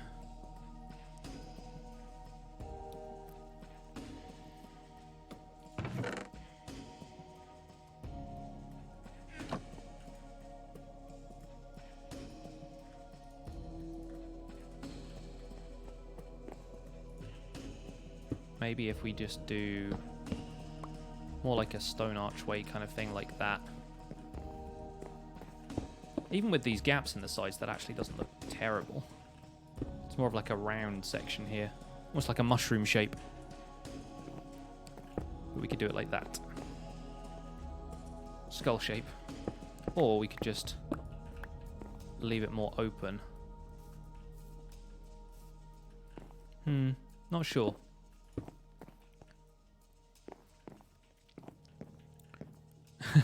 Got 4 with the skeleton skulls in less than an hour. 2 in a row. Nice. Still shocked. Yeah, right? They're so elusive the rest of the time.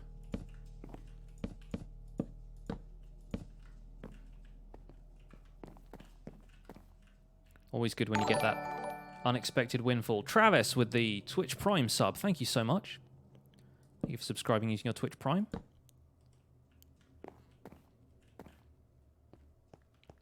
Michael Jones, hello, welcome along.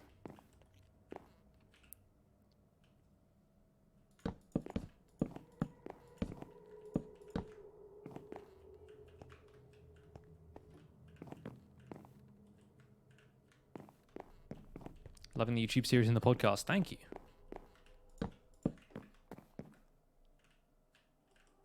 Glad you're enjoying all my weird media experiments. Don't know what you'd even call these at this point.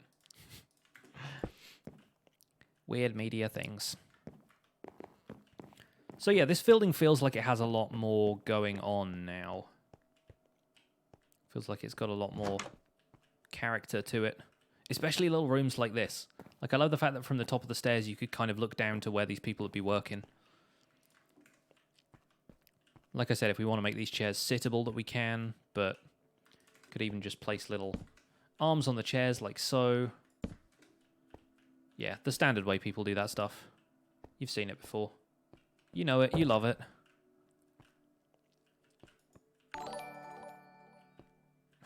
Sign in an item frame. Looks like it's got writing on it. Aswin2K, thank you for the follow. Build a basement and put a skull in there as a little graveyard keeper reference.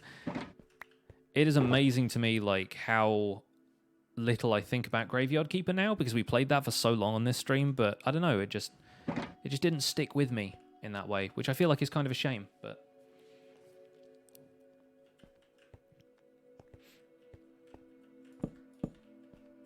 doesn't look quite right with the crafting table there. And for... Oh, of course, fence. 1.5 blocks high. Weird. Don't get that still.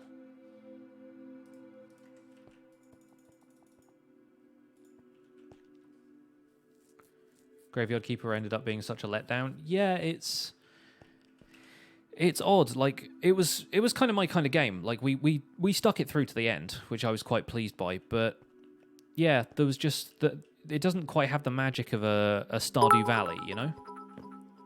Huey Live, been watching the survival guide religiously. Keep up the good work. Thank you, I will. But yeah, Stardew Valley had a lot more charm, I think, and Graveyard Keeper obviously had that nice morbid sense of humor thing to it. It was kind of like darkly funny, which I enjoyed. But the gameplay was just a little bit kind of... It wasn't like as open-ended as Stardew was. You had to do everything. Like, you couldn't pick and choose what you wanted to do like you can in Stardew Valley. You sort of had to take part in every activity. Like, if you didn't want to do Snake's storyline, well, you're not really finishing the game, are you? You know? Whereas in Stardew Valley, if you didn't want to do the fishing stuff, you can just not fish. You'll still complete the game. It still doesn't have, like... It doesn't have such intense win conditions as Graveyard Keeper did, which I think is maybe where I differ from the philosophy of the Graveyard Keeper devs. I really liked Stardew Valley because it was so open-ended.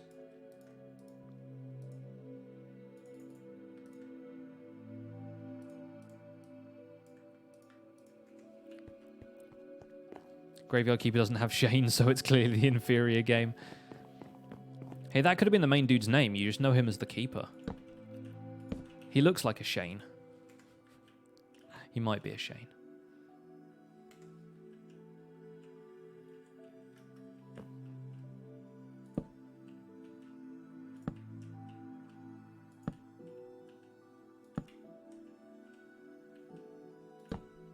He looks like a Shane, not the Shane.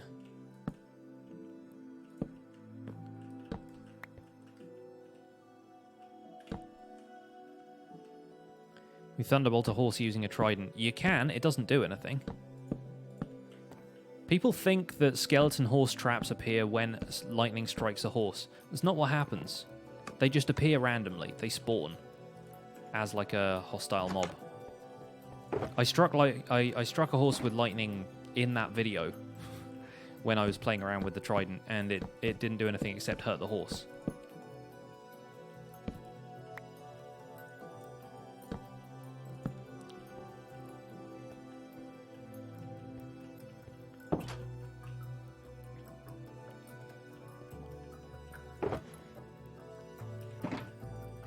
Yeah, Graveyard Keeper is a kind of management sim RPG style game where you play as somebody who has woken up in a mysterious world after they've had an accident in the real world, and they're told that they are the keeper of the local graveyard and that they have to maintain the graves there and be a good graveyard keeper in order to return to their reality and return to their love, their partner, their wife, girlfriend, whatever it happens to be.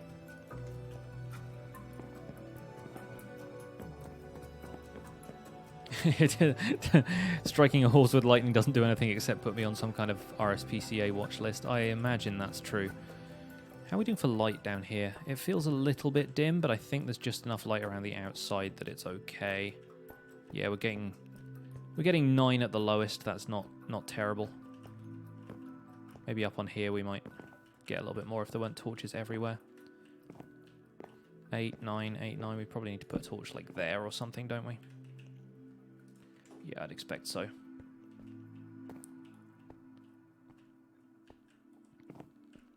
we want to put lights in here from the ceiling,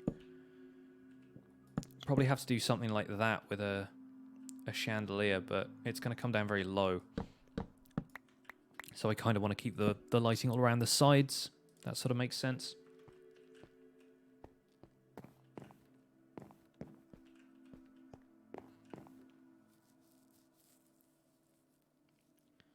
We should get some kind of memorabilia if a long-term pet dies in Minecraft. You get a nice message in the chat to say, you know, Mr. Sparkles was killed by a creeper or whatever.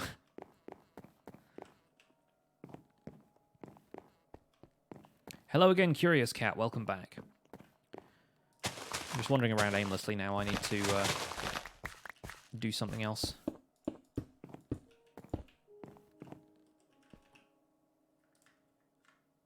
Let's put in a few stone bricks, a few polished andesites.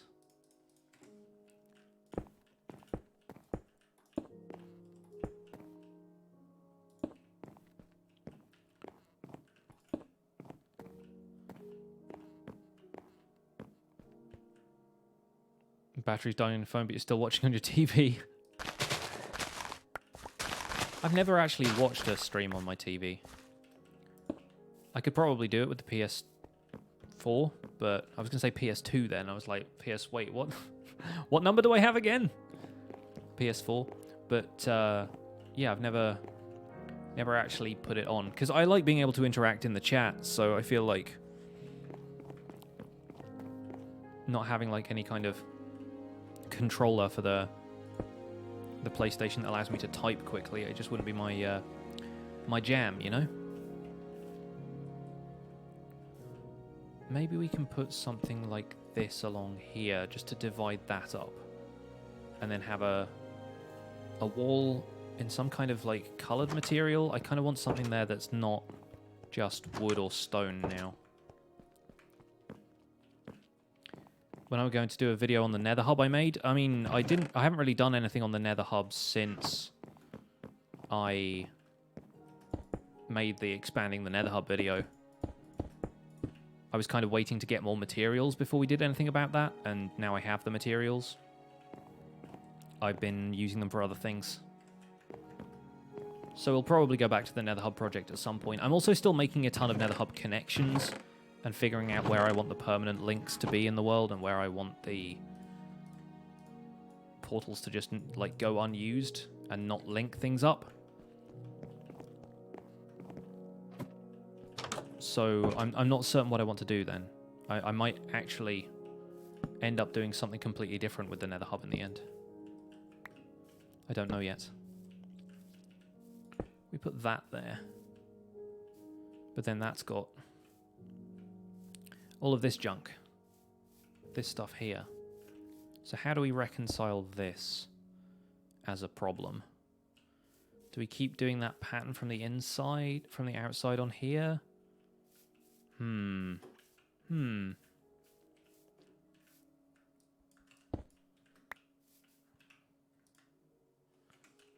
Or do we just put another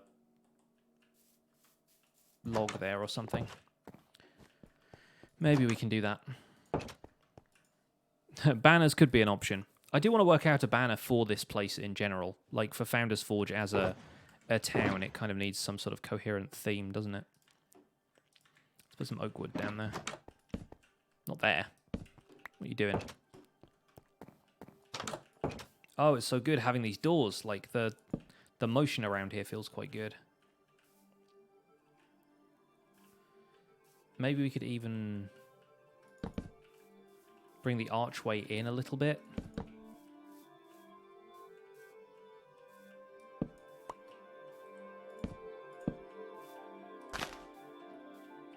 Yeah, that makes more sense, actually.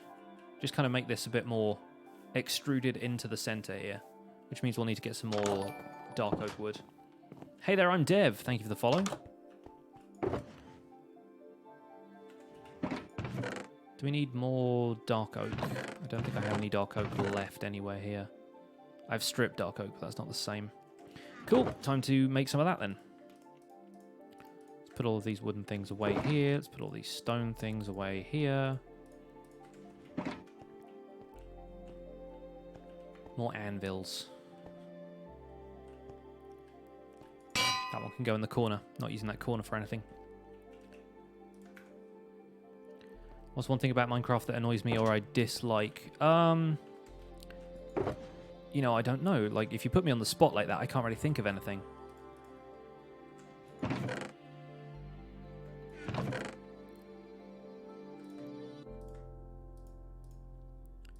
There's definitely stuff I would change or like to implement, but I don't know if there's anything I necessarily, like, would say I dislike about Minecraft. I'll think of something eventually, but right now nothing's, like, coming to me because I'm trying to focus on other things. Like where these dark oak saplings are. There we go. Bed falling annoys you? What is bed falling? Pole Joel Pole and Jack Dempo, thank you guys for the follows. Hope you guys are having a good day and enjoying today's stream.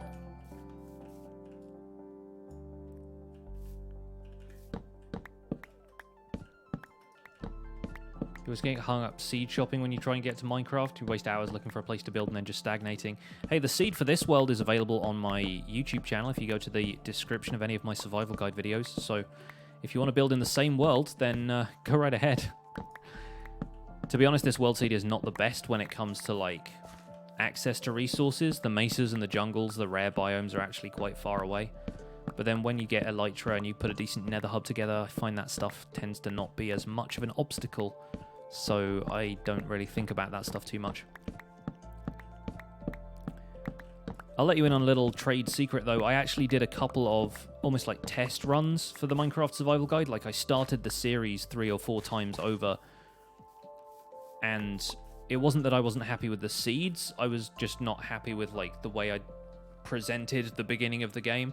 Like, the one that ended up being this world was the one that I was happiest with in terms of my commentary on the way I wanted to introduce the concepts of the early game of Minecraft.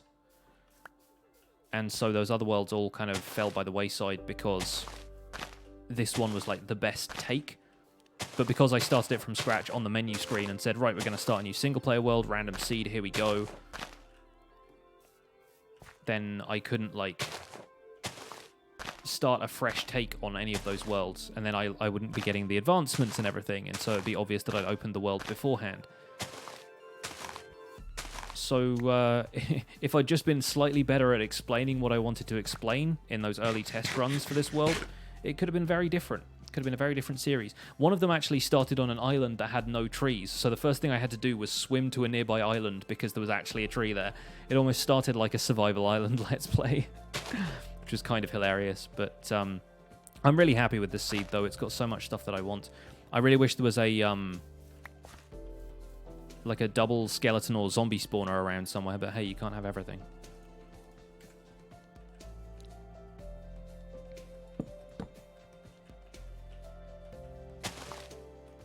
What's the thing in the bottom left-hand corner? Yeah, that's me. I also wear a shield a lot, so I'm sorry if that's distracting, but I find that's the best use for my offhand a lot of the time. I just put it there habitually, like I don't tend to think about it once it's there. And I do have a texture pack on, a resource pack rather, that like lowers the shield. It says it's incompatible, but it still works. Because it's...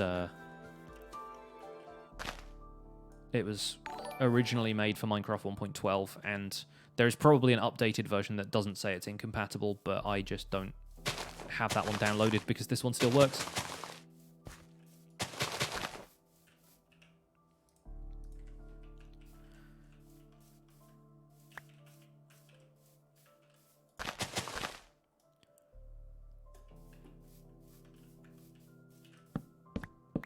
Link to the resource pack. If you go to azumavoid.com/vanillatweaks, it's Azuma's Vanilla Tweaks texture pack, like, assembly. He's got, like, a bunch of different individual resource pack modules, I guess. One of the mods can post the link in the chat, but it's a thing just called Lower Shield. That's all it is.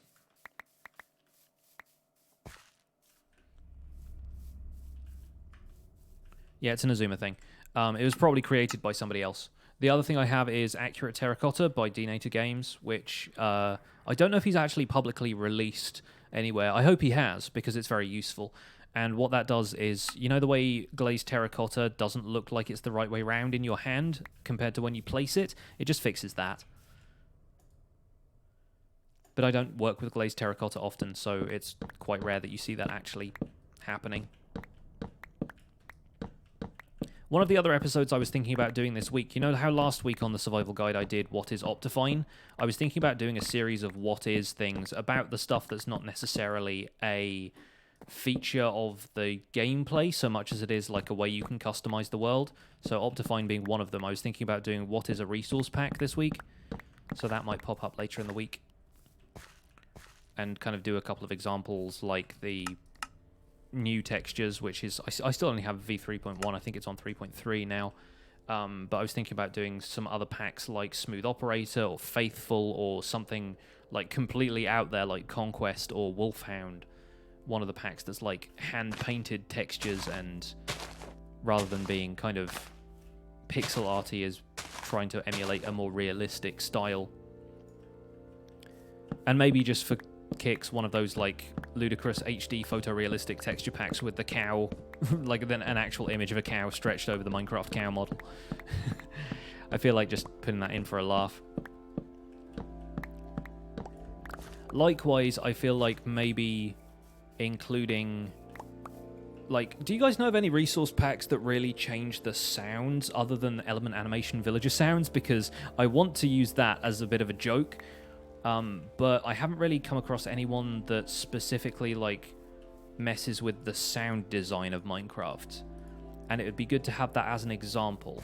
So if anybody knows of one of those resource packs that is actually significantly different to vanilla Minecraft, please do drop me a link on Twitter at PixelRiffs and let me know, because it'd be very useful. I'd try my best to like credit you in the video if you were the one who found it for me or something. But yeah, I'm kind of interested to know if there are any resource packs that specialize in that, because all of the ones I know are just basically straight up texture packs. The Element Animation pack hasn't been updated that you know of. I could demonstrate it in an earlier world though. Like I could go back into 1.12 and use it, because that should still be the same. What I was thinking about doing was demonstrating the Chubbit Craft texture pack, the one that's just like blank white but with the name of the block written across it. I did a challenge run with that in like a brand new survival world once on stream, and that was kind of fun. And I kind of want to, yeah, have that and the Element Animation Villager Sounds pack in the same thing, because we did that on stream for a little while. And so everything, like, grass is just written everywhere, and then you're walking around and the thing is saying grass, grass, stone. And yeah, it's just really funny. Just as a way to demonstrate how wacky Minecraft texture packs could actually get. I think it's a good example. You just listened to the Spawn Chunks episode about that. Yeah, I did mention that at one point, didn't I?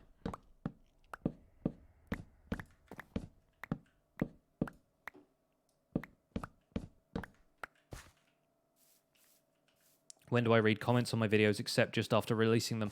All the time. Like, I open YouTube probably, like, 15 or 20 times a day.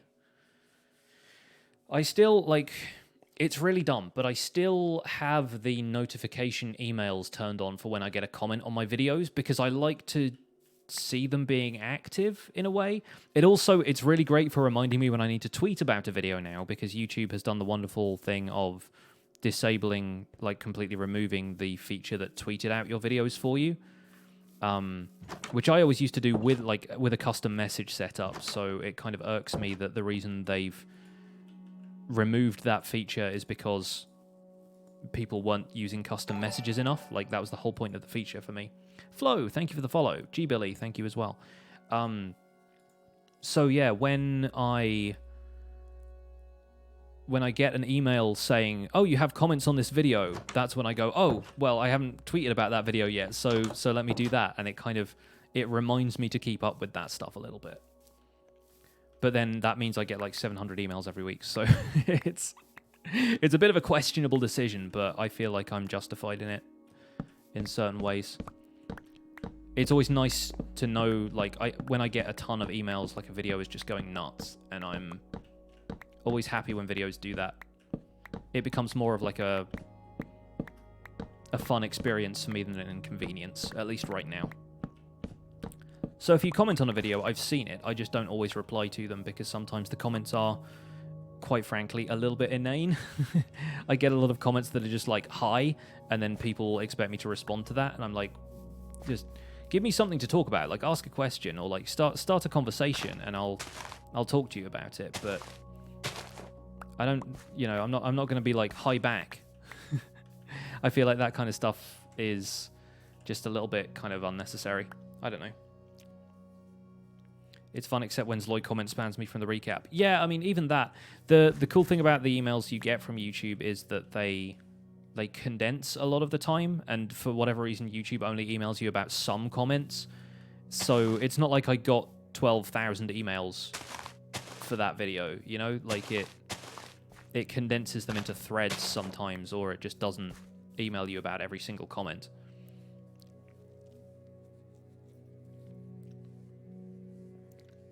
Make a new email address and send all of those emails to the new address. Sadly, that would involve moving my entire YouTube account over to that, because it's just linked to the email address you set up the YouTube account with. So I don't think that's an option, but I like the thinking. Some good thinking. I do not know how to install Optifine when Minecraft isn't in the default directory, but there's probably either an FAQ or some kind of like Optifine forum thread that you could find which will tell you. So I'm afraid I always install Minecraft in the default place, so it's not something that I have any kind of experience with. But yeah, worth looking for that online. I'm sure somebody will have the answer. Do I have the secret advancement? How do you get here? No, I do not. It takes a lot of preparation, and this world is not that far along yet. So I have not got that far. I have not got there, Sam, I am.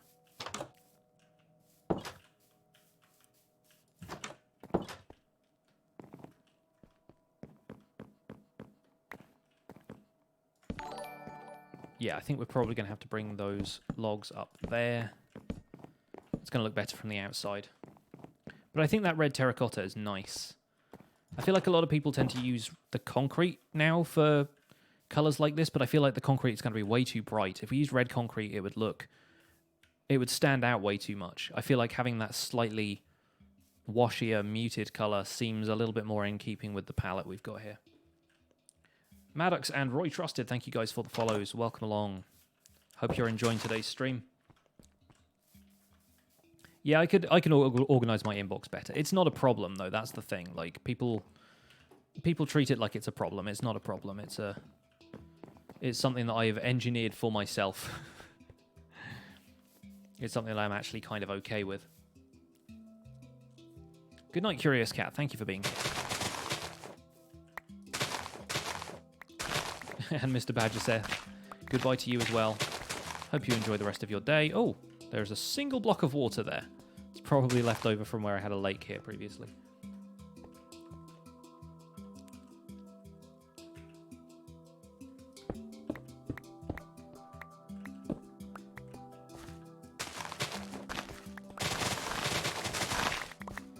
So I think it was back here we said we were going to make this into like a storage room, right? So we'll do a bit of that.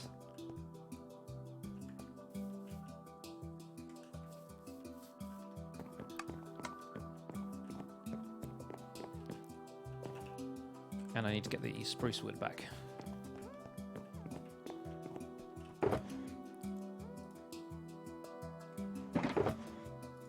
And a little bit of stone brick. Andesite, just keep a few blocks of that on us to mess with the walls around here a little bit more.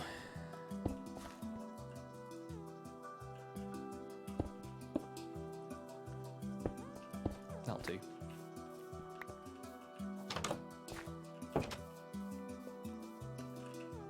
And this is what I wanted to change. This is the whole reason I've been harvesting a ton of dark oak wood. Is to mess with this some more.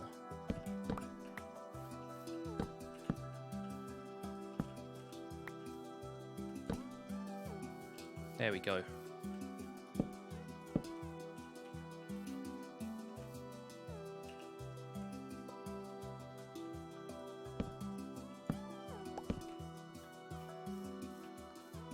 Yeah, that's going to be better. That's going to be a lot better.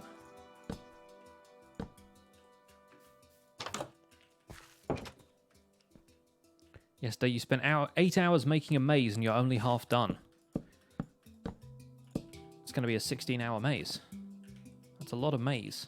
You remember the one, the bit in Inception, if you've seen Inception, where he says something like, I want you to draw me, spend 1 minute, draw a maze, it takes 2 minutes to complete, or something like that.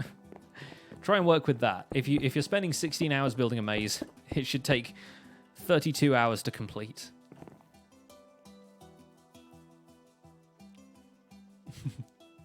Almost finished your first mug of coffee, now you're 33% human. What's the rest of you? Some kind of coffee werewolf.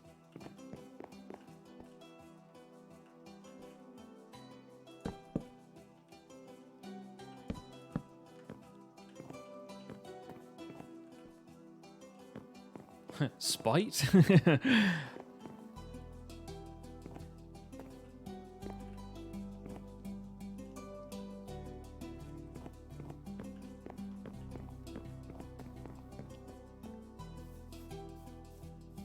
So, yeah, I think that's going to look better from the entranceway. Yeah, pretty good. Pretty good. And maybe if the banner ends up having this kind of red color to it, then maybe we could have some designs in the middle here. Like that. Then we've got windows on either side. We need to finish up the tops of those window frames. Then the roof can be open to the elements, except over the top here by reception. So I think we're going to do something up there.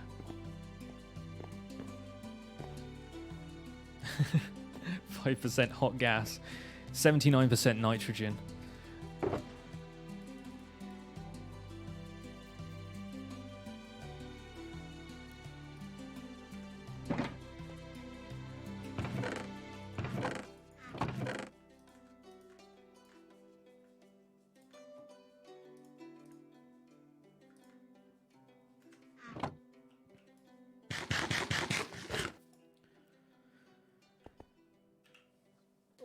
Right, I think I might need to take a very short break, you guys, because it's always healthy to take breaks, and we've been streaming for just over 2 hours. We've probably got another hour or two left in us, I would expect, but I'm going to pause it here for a bit and go and have a stretch, grab myself some more water, make sure to hydrate, folks, and I'll be back here in a few minutes' time.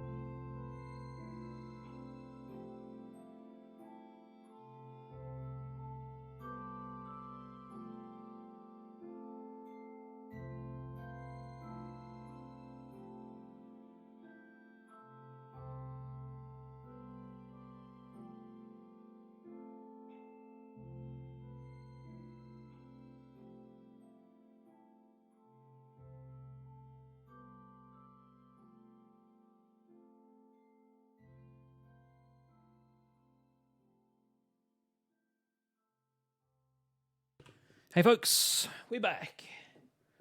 How's everyone doing? Hope you got some drinks and some snacks. Chair stream. Chair stream is real. Why does it keep forgetting Minecraft is there whenever I switch states? I don't know. Anyway, whenever my scenes move, since you can't find any librarians, what do you think are the chances of you breeding up a villager with mending? If you got a good villager breeder, almost 100%. Like, if you breed enough villagers, then one is going to pop out with mending. It just, that's how it happens.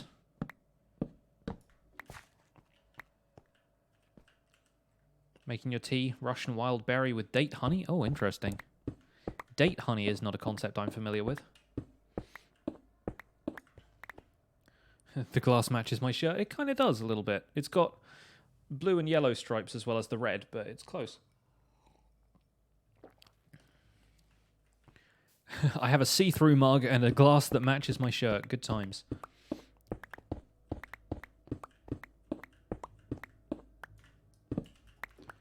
Okay, it's going to start getting dark in here. Limit those mob spawns. There we go. I need to go and get some more red terracotta as well, which I think I should have back in my farmhouse storage system. Don't think I ever moved it over to the industrial area quite yet.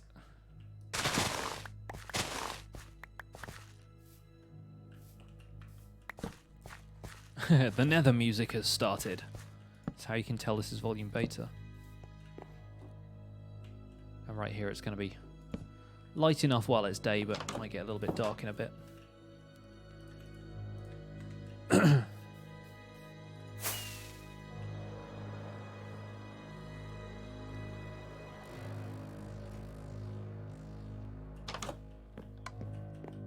Occasionally I can actually right-click on that door and fly straight through it, which always makes me quite happy.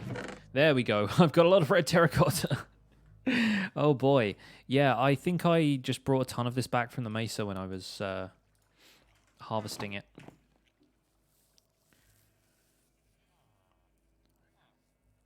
Coming out of the door there, the windmill looks like an airplane coming in for a landing. Does it? Interesting. You found a big spawn island through a midst that's 150 blocks wide on both sides. Going to play on it for 1.14. Cool.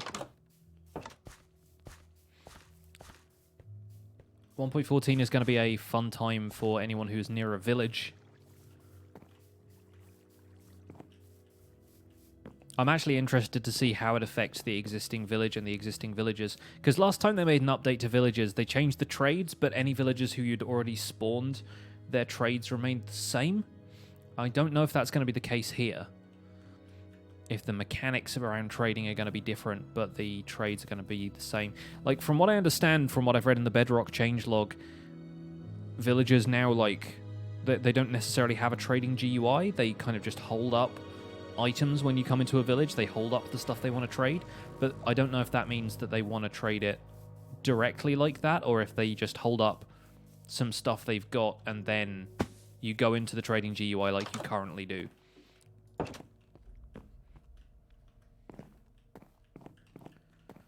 You excited for the new Mason villager? He's going to teach you a secret handshake.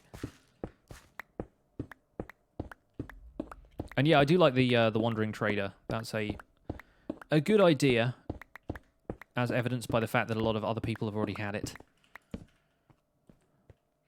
But yeah, having a Wandering Trader seems like a fun thing. And I like the fact that the trades they have currently, at least, make some things renewable that previously weren't. Like sand, for example. Like, if you have a Wandering Trader that you can trade enough stuff with, I don't know how much they currently trade. I presume if it's blocks of sand, it's going to be quite a lot. But then you, in theory, might not need to completely tear down a desert if you have a trader who trades a ton of sand to you.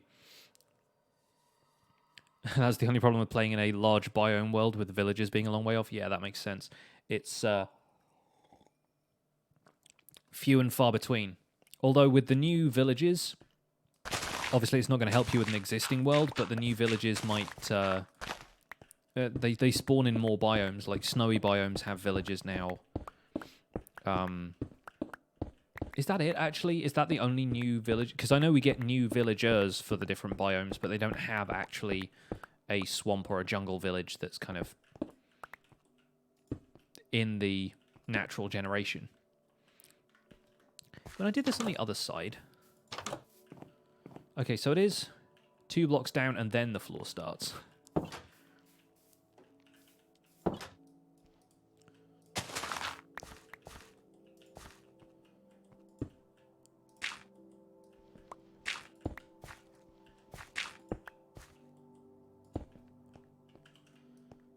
I'll do something like this.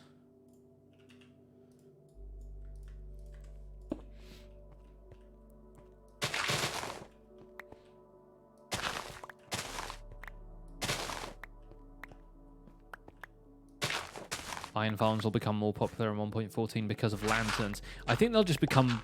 They're just popular anyway. Like, I don't think lanterns are necessarily going to change people's opinions about iron farms.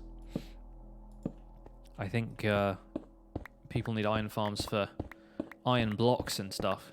If you want lanterns, you can just go mining. They don't really cost a whole lot iron-wise, do they? I think it's like 1 iron ingot.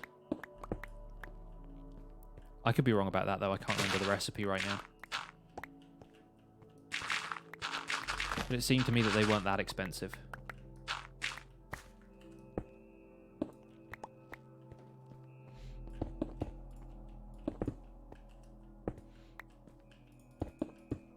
Eight nuggets, so less than 1 nugget. Right, it's a nugget recipe. That's good, actually. It makes nuggets, like, necessary. Or if not necessary, then at least useful for something other than making them back into iron ingots. So that means you could effectively, if you had a decent active zombie or skeleton spawner, you could just make lanterns out of the nuggets you get from smelting their armor. Because enough stuff spawns with chain armor that you could probably get a couple of lanterns just out of that. Plus, you know, zombies dropping iron ingots. If you play on hard mode, sometimes they even spawn with... I say hard mode, hard difficulty. Sometimes they even spawn with iron armor on, just like straight iron. I have occasionally found diamond mobs, which is very fun.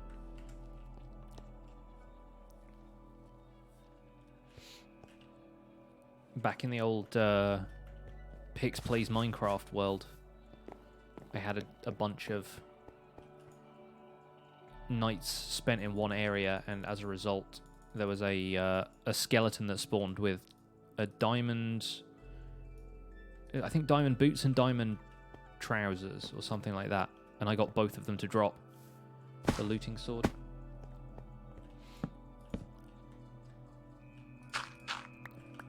It depends on local difficulty whether you get armored mobs or not, so a lot of the time it is fairly random, but you can manipulate it, and it's a lot faster on hard mode. Hard difficulty, you know what I mean. I keep calling it hard mode, but then I think, oh wait, that's a thing in Terraria. I don't want people to get confused. Now, this isn't going to be a practical storage area. I don't plan on like using this as my own storage area, so the chests here are going to be a little bit more, I guess, haphazard. We can put other objects in here that aren't necessarily for storage either. Like we can put crafting tables and stuff. We'll put barrels in here once there are barrels. I feel like barrels is just going to be one of my favorite features of 1.14. They're definitely going to be... White carpet, spruce trapdoor. They're definitely going to be one of those things that... I'm just going to spam them everywhere once they're implemented. I can be fairly confident of that fact. Oh, I guess I can't do that, can I? Maybe like here. Is this going to look weird if it's there? I mean, not terrible. I'm a little bit annoyed at the fact that that isn't sticking out on that side, but I could put one against the wall or something.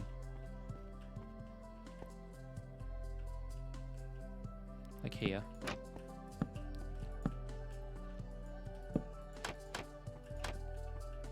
There we go. That looks sort of like a barrel. Could put like a bucket of water in there. Waterlog that. It looks like a little sink almost, doesn't it? Like you can now use a zombie spawner to make drown because they drop gold over iron. Yes. And then everybody in your comments tells you that you can get tridents from it. And I go, nope. Because I'm in Java.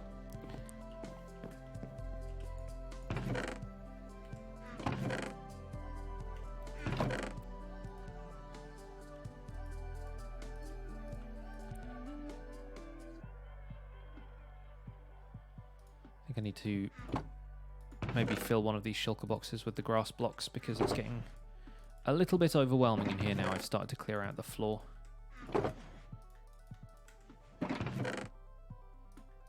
Same with the dirt. Can put those in the storage system.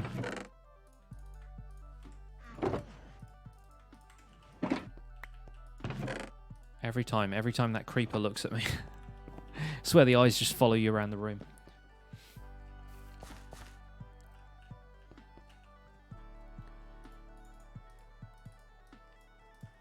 Put a crafting table or two in here. Maybe drop one there and have that there and that. Not there, but that way around. Maybe put that the other way around.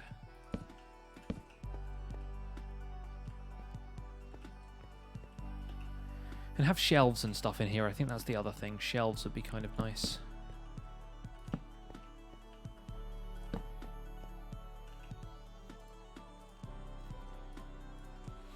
Now these stairs can come straight out into the room, because then this is storage, and then I don't know, maybe we could have an iron door there because this is meant to be a more secure area. We wouldn't want people to come in and then just walk straight down into the area where they store all of their stuff. So we'll put some iron ingots together. Do I have iron doors in here? No, I've got spruce ones there.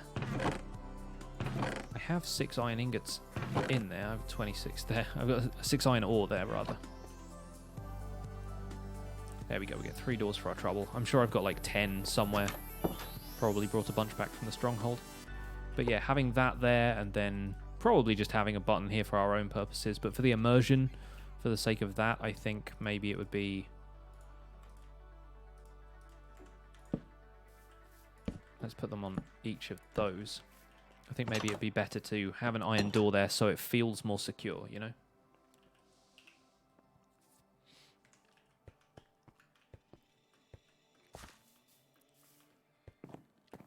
Barrels have just taken the place of chests. I mean, yes and no. I like that you can have barrels in a single block and still interact with them if they've got stuff over the top, which you can't do with chests unless it's a transparent block. But you can't have double barrels the same way you can have double chests. So I think chests are still going to have the edge, but barrels are just aesthetically really nice. I think it's good to have an item that is a barrel in the game. Skimple, thank you for the follow.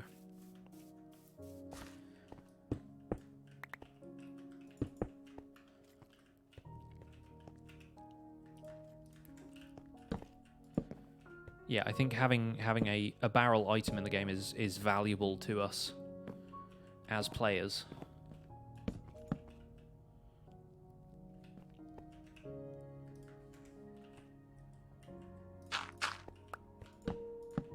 Hi, Skimple. How's your day going?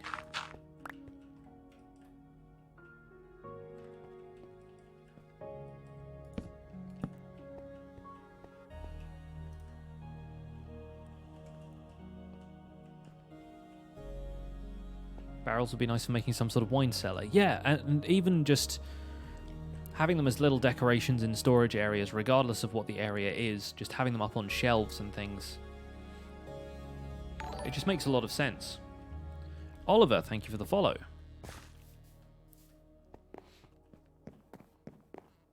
I'm going to put some pistons in here as well, and note blocks. I feel like note blocks are good as little crates and stuff like that. It's so fun having elytra and just floating around the place.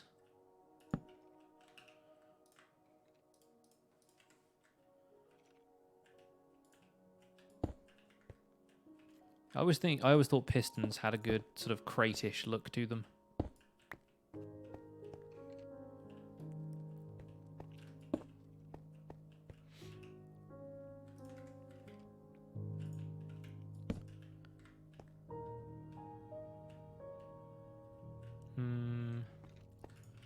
Put one of those either side of the stairs. I don't want to put too much stuff in the floor, just in case I come down here and spend any time. I'm just going to get annoyed walking around. I think maybe something there. Sort of feel like this place would have a better storage system than this if they're an actual company or whatever, but it's kind of nice making these aesthetic storage rooms where stuff is a little bit more haphazard. They've at least got a clear path to the back here.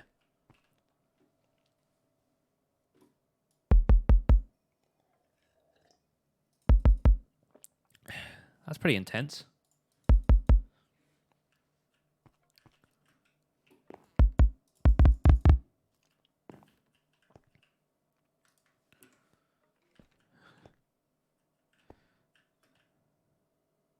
Does sound like someone knocking at the door.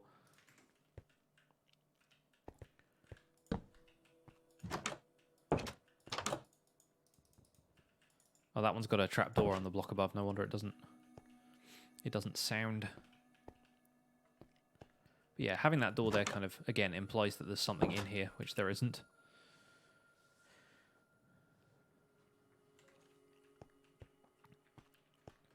Can you put an item frame in the same space as a trapdoor that's like above it? The answer to this is probably no, but I'm going to find out anyway.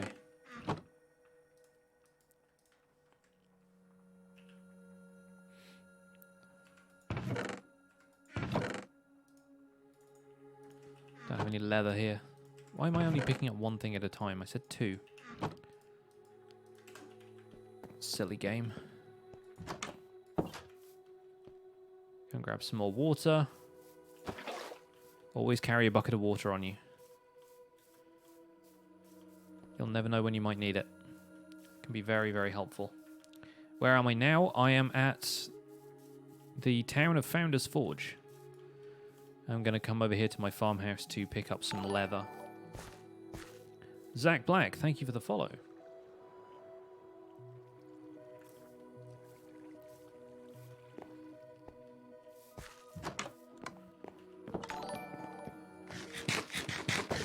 And Furcount, thank you for the follow as well.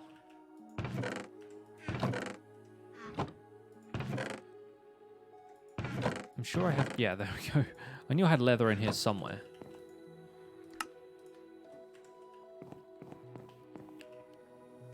Should just make a bunch of those, shouldn't I? I'm going to need the item frames eventually anyway, and I've got enough wood.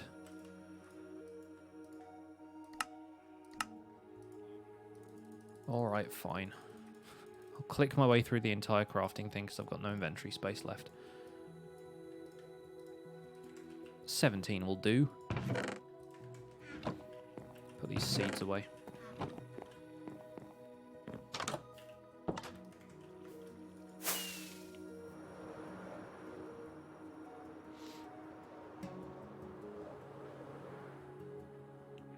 Thread that needle.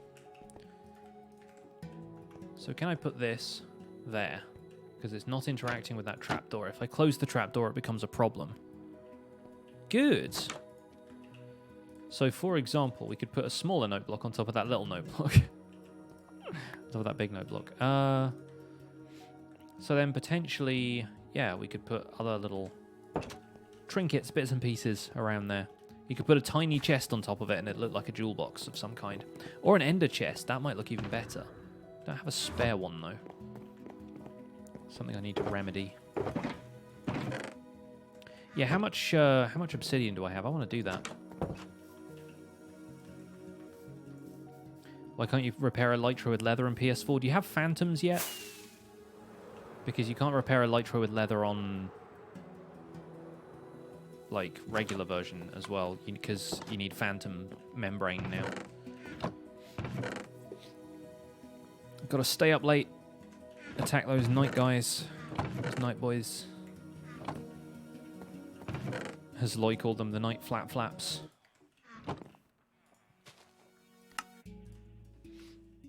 Will I ever do a Let's Play on Bedrock? I did one a while ago. I don't really like the way Bedrock handles compared to this version of Minecraft. It's got a lot of weird issues that I'm not a big fan of. So, probably not. I'm never going to completely rule it out because, you know, it would be kind of silly to do that. Might be wasting an opportunity further down the line, but it is not likely at this stage, put it that way.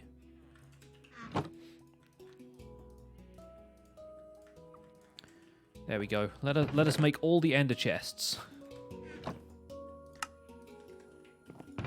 This is also quite a good way of carrying around a ton of obsidian, because anytime you just break an ender chest, you get the 8 obsidian back. And so that's basically an obsidian resource block. You waste a few eyes of ender, but then I've got a blaze farm and an enderman farm, so... I mean, I say I have an enderman farm. The enderman farm I have is just me standing underneath a pillar, attacking any endermen that come close. Just looking at them until they run at me. But, yeah, ender pearls are really easy to farm, so it's not a big deal. When you have looting, they drop like 3 at a time sometimes.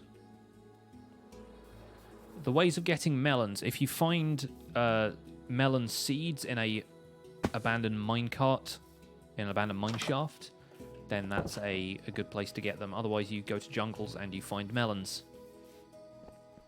What happened to Decidedly Vanilla? It still exists. And I will probably be back on it from time to time, but I don't really have time to spend on both a vanilla multiplayer series and a vanilla single-player series.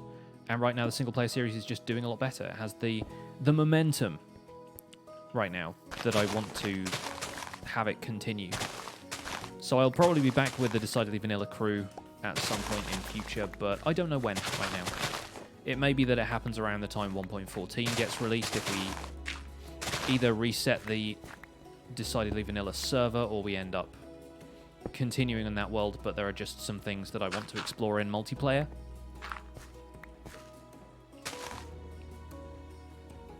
Or it may be later than that, or it may be sooner than that. I don't know.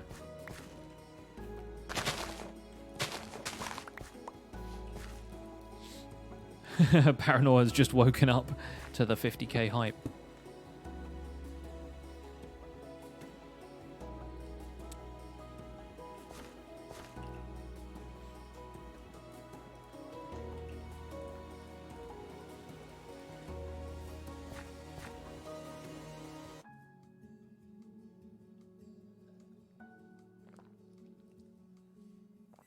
It's 51,777 now, which is pretty cool. Survival Guide is a good replacement for Paul Saw's Jr.'s Survive and Thrive, since he's doing... Oh, is he doing a snapshot series now? I wasn't aware the guy even still played Minecraft.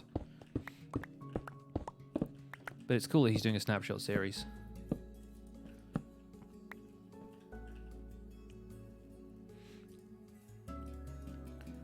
I feel like after a while people start to get everything they wanted out of vanilla Minecraft.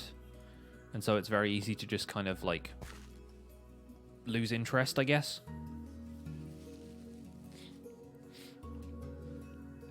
Thank you, Sanzor. Why do I like Mushroom Islands so much? A couple of reasons, really. For a start, there are no natural mob spawns aside from mushrooms and, I guess, phantoms now. Which means it's nice for me as a builder, because I don't like fighting stuff as much. I like building stuff.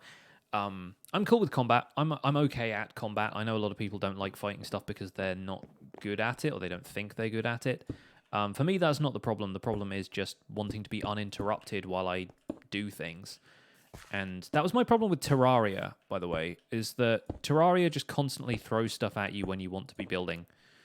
It's not practical to build a whole lot of stuff in Terraria unless you've got those creatures that you can summon, and then they just fight everything for you while you build, but even then it's kind of distracting. But that aside, yeah, Mushroom Islands, because they don't spawn any hostile mobs, and like effectively you can just convert them into whatever you want because you don't have to keep the mycelium there. It makes for a good place to start a base if you want to build without interruptions. That's probably the main reason.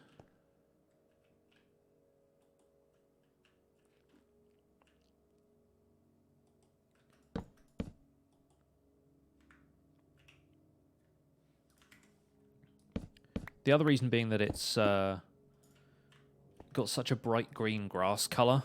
I really like that. Some of the grass colors in Minecraft are a little bit too dull. Like the plains grass isn't like a very vibrant green. It's nice, it's okay, but it's not like as as vibrant as it could potentially be. And I'd rather have biome colors for when I want them than just play with like a resource pack. Like, I think Python GB has one. There's also a pack that I used to use called Lively Default, which I actually took the green grass color away because I didn't want it to be everywhere. But if you want that really cartoony place to build, if you want that very cartoony look to the environment, then it's really nice to have a place like a mushroom island or a jungle where you can build in that incredibly bright green style.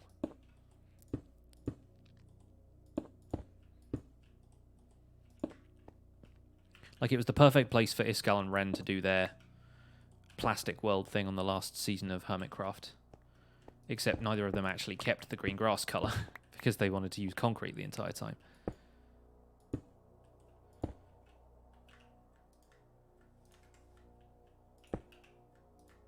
This is going to be another place for an iron door. Security door for this place. Which is great because it means that this can actually come down this way. Do we want dark oak logs or do we want spruce logs? I think we want spruce. Have I used the Faithful texture pack? I've seen it in a lot of other people's videos. I've never actually used it. I think it is widely used enough that I can make an assessment of it without ever using it myself. And my assessment of it is that it's good, but I still like playing in default. I have weird opinions about texture pack, though. Feel free to ignore me when it comes to texture pack stuff, because I talk a lot of garbage sometimes.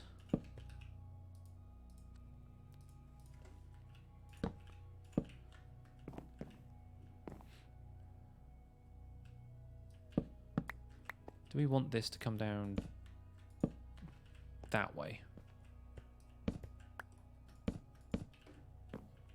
I think I kind of do.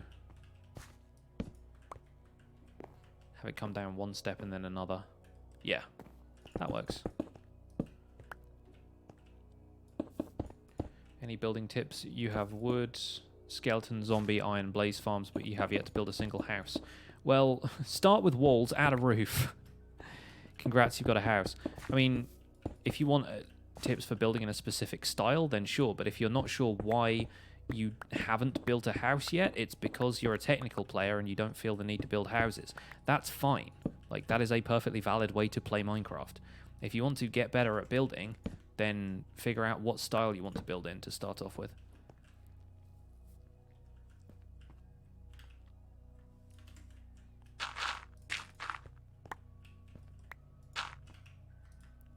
I find it funny that people always express a desire to become better builders, but they're already really good at other aspects of the game, and as though being good at building is a requirement for being an adequate Minecrafter.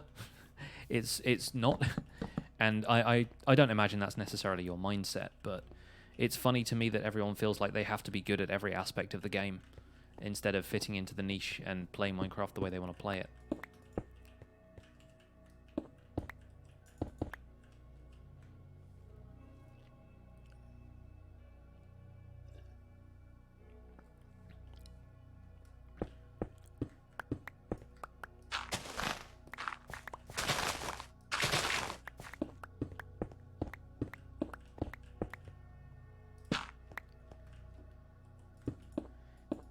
What do you guys feel you are when it comes to Minecraft playing? Do you feel like you are technical players, a lot of you? Are a lot of you builders? Do you feel like exploring is kind of your bag? I always liked when they had the Minecraft story mode. They had those kind of like definitions for the different players. There was like a redstoner, a griefer, and that kind of stuff. I like that the griefer was somehow part of that. Just somebody who likes chaos and spills lava over everything. Kuro's a lurker. Isn't that a unit in StarCraft? I haven't played StarCraft for the longest time, but I remember lurkers being a thing. It's a Zerg unit. An absolute unit. Why don't I use poisonous potatoes as filler for a storage system? Because I don't have that many yet. I haven't farmed enough potatoes to get a substantial amount of poisoned potatoes, and whenever I get them, I want to burn them, so I don't get the opportunity.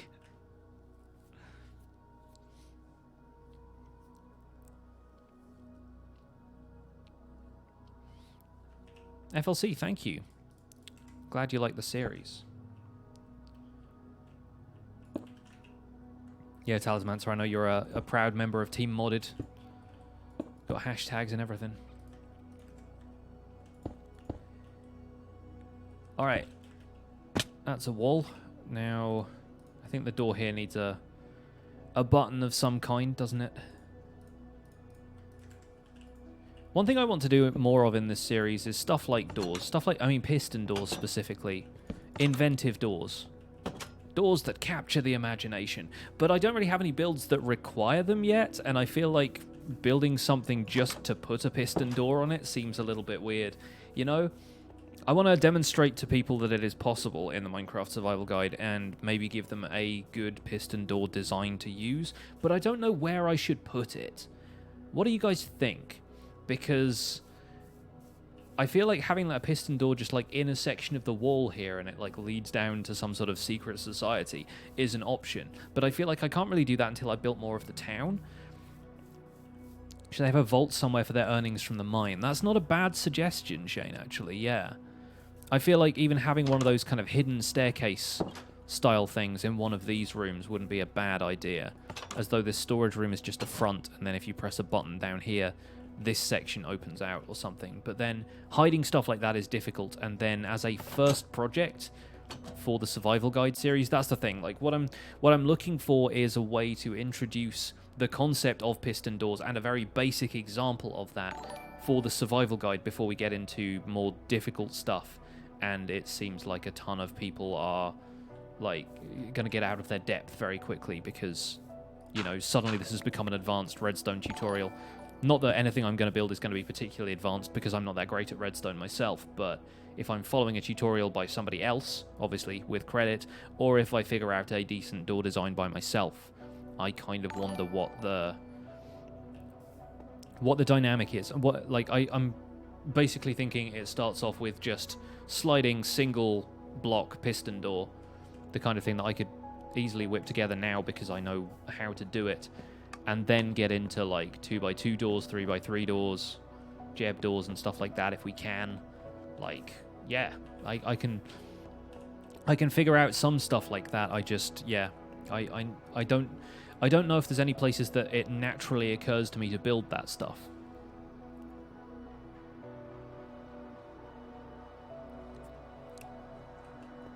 I'm not certain. So it's going to be interesting figuring out where to do that.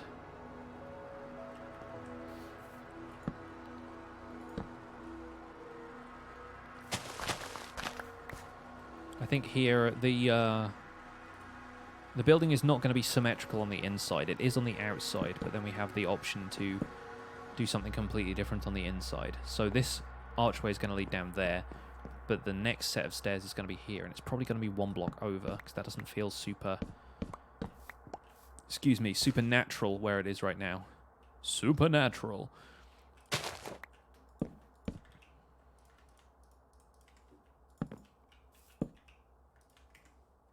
There.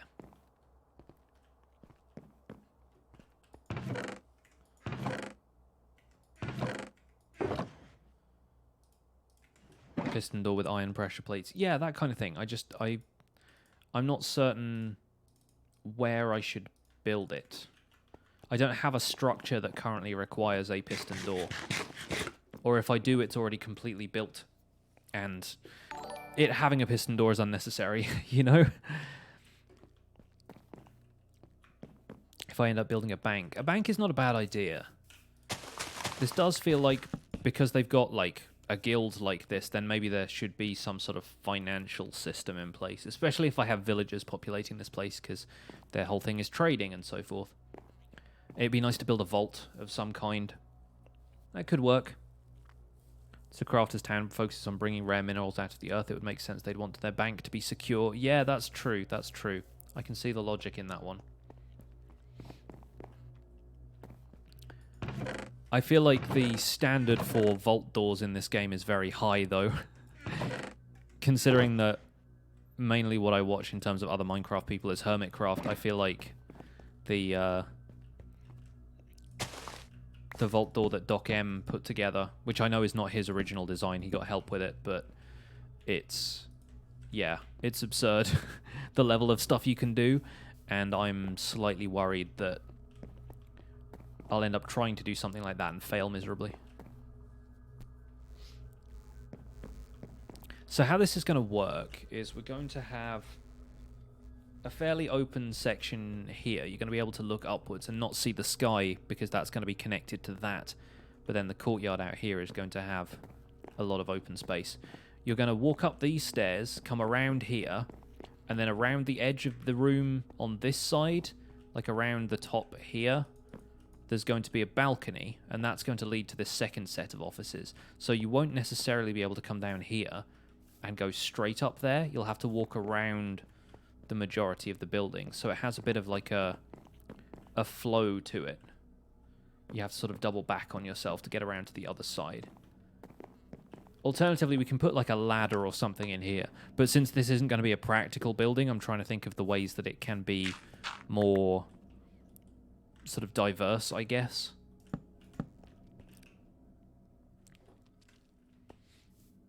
I'm going to make a survival guide video for Redstone only. Back when I did my Ask a Minecrafter series, I did a guide to what redstone components are.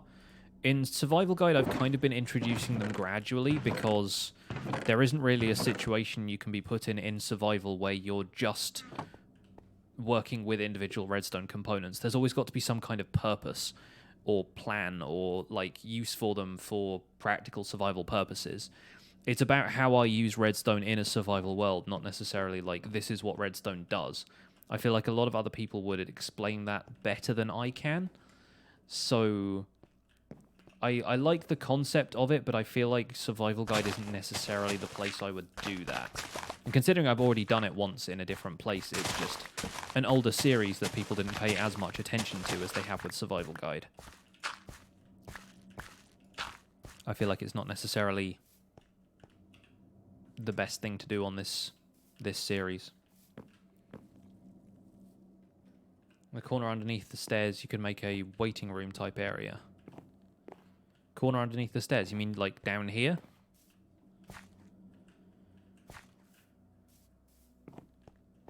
Scan the archives. Yeah, I mean, some of the videos that I made back in the day are still pretty relevant, I guess. There's some good stuff there. I still think the first episode of that, where it was about being inspired by biomes, is quite a good one. For people who always ask for building tips and they don't really know where to start, that's usually a good one, because Minecraft lends itself to like a medieval style when it comes to building, but there's so many different things you can attempt.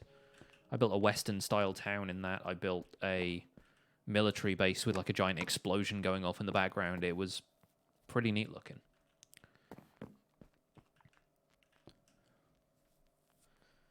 The stairs I have yet to build, the section that's going to wrap around. Oh, right. So like a little waiting room kind of section could be underneath here, and it's sort of going around the outside. I see. I like that. I'm a little bit worried about this bit. And I think we might need more supporting structure in here. I feel like this is going to be almost like a pillar. If I put something like this there to indicate that this is more of a pillar. I mean, this is going to be a full wall anyway. I just need to move all of these chests, which is going to be a nightmare to do, by the way. Which is why I haven't covered over this section yet, because that's going to be a solid stone wall. But I assume the rest of this is still going to be wooden, and will need to be supported in some way. Is there going to be a prison in the town with the zombie villager as the prison inmates? Not a bad idea. I don't know how I feel about necessarily including like a prison style thing in here. It could happen. I think if anything it might be out in like the old town section, which we're going to build in the swamp over here.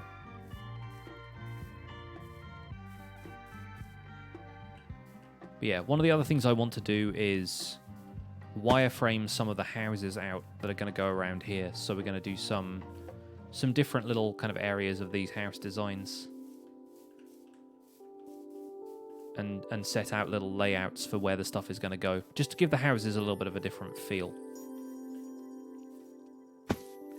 You like the idea of having the area with the chests open or fencing it in instead of making it a full wall? What, this one? So having kind of like a fenced off area. It could work. I still, yeah. I like the idea of it being more of like a secure spot. It's going to be like a staff only door, effectively.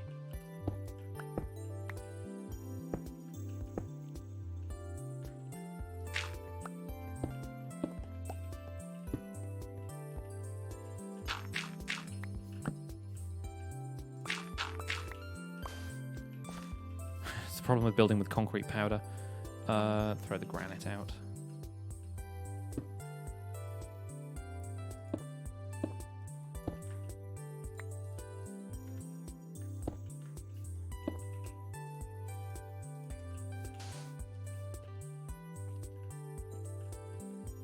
I also sort of want to have, obviously not there because that's not a viable spot, but like occasionally around here it would be nice to have iron bars so that some light could filter into these rooms. I think this whole wall here is actually, yeah, it's the dirt wall, isn't it? Come back, andesite block. I missed you. But yeah, having a section here that had like iron bars, holes in it, so you could have some light filtering down into the room a little bit.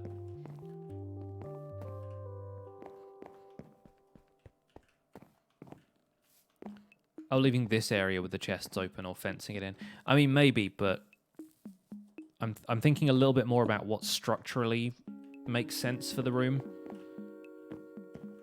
I don't know. We'll figure something out.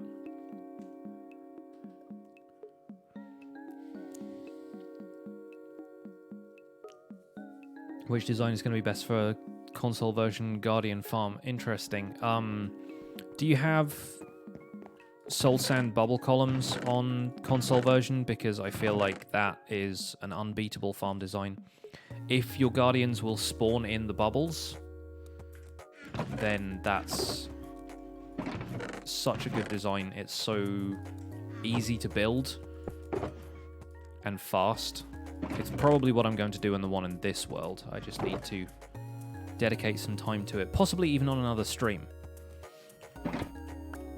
Especially considering how well this stream has gone, and thank you guys so much for being here this entire time. I know obviously people have come and gone, but it's great to have had such a large audience for so long. Near midnight for you, alright. Take it easy, have a good one. Hope you enjoyed the stream. Sleep well.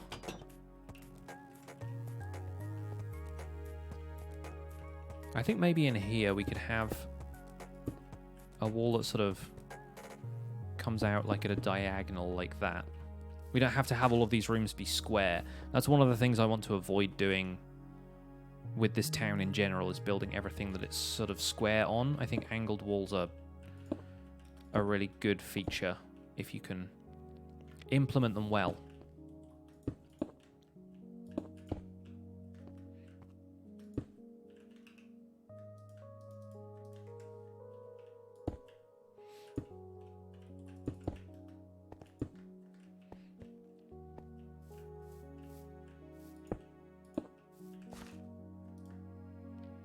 I've only got the iron door on me, so let's go and grab another one.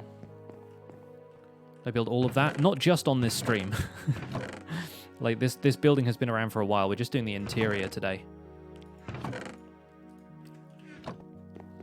But yeah, all of this building has been built by me at various times throughout the last few weeks, I guess. When did we start this town? Can't really remember. Makes you think of the bank in Harry Potter. Got that Gringotts vibe. I mean, kind of.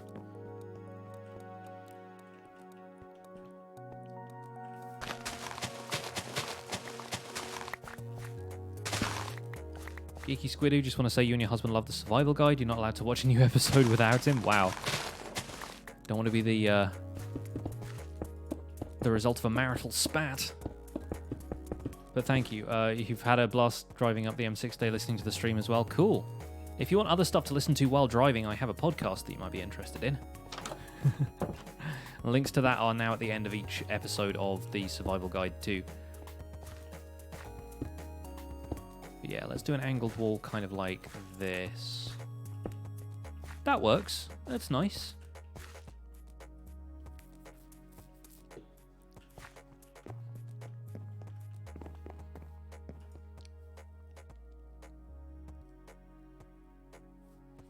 How to test it without wasting too many hours? Well, I mean, put down a few blocks of soul sand in a creative world. I mean, if worst comes to worst, right? If guardians don't spawn in bubble columns, then you alternate the bubble columns with regular source blocks that don't have bubbles in, and then the guardians spawn in the ones that don't have the source blocks, but then they probably swim into the ones with bubble columns. But you can look it up on the wiki most of the time. Also, if you just look up guardian farm designs on console version, then you'll probably find some people who have tried out and potentially used Cubfan's design, because the console community looks at what the Java community does a lot of the time and takes its cues from that, or comes up with the designs themselves first if they happen to have a good design for something.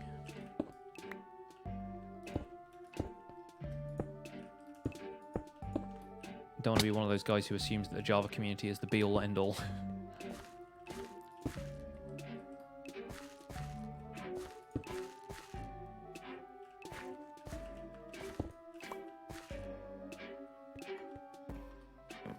This has got a stone wall in it as well, hasn't it? Yeah, okay. I sort of wonder if stone wall is the right approach for down here, but maybe it is.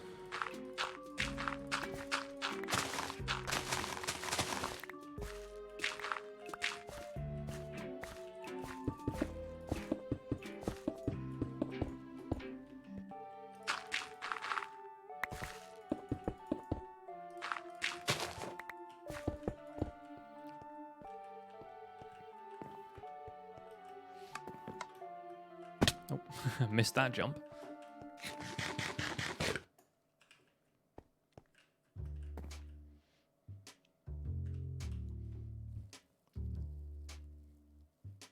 Oh, hey, Joel. I saw somebody mention you. I had to scroll up to find your message. That's how fast my chat is moving today. Welcome along. Good to see you. Let's grab some of that stripped oak wood again. If I put it in here somewhere. This stuff. Let's bring some actual oak wood with us as well. My inventory's such a mess. I mean, can we just do this? Ah, that's the problem. In that case, we can probably get away with something like this instead. Dun, dun, dun.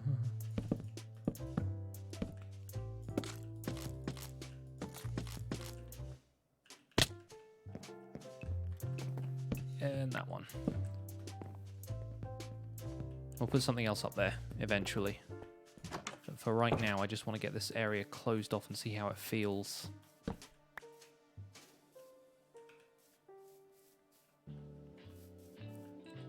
I think I need to straighten this off.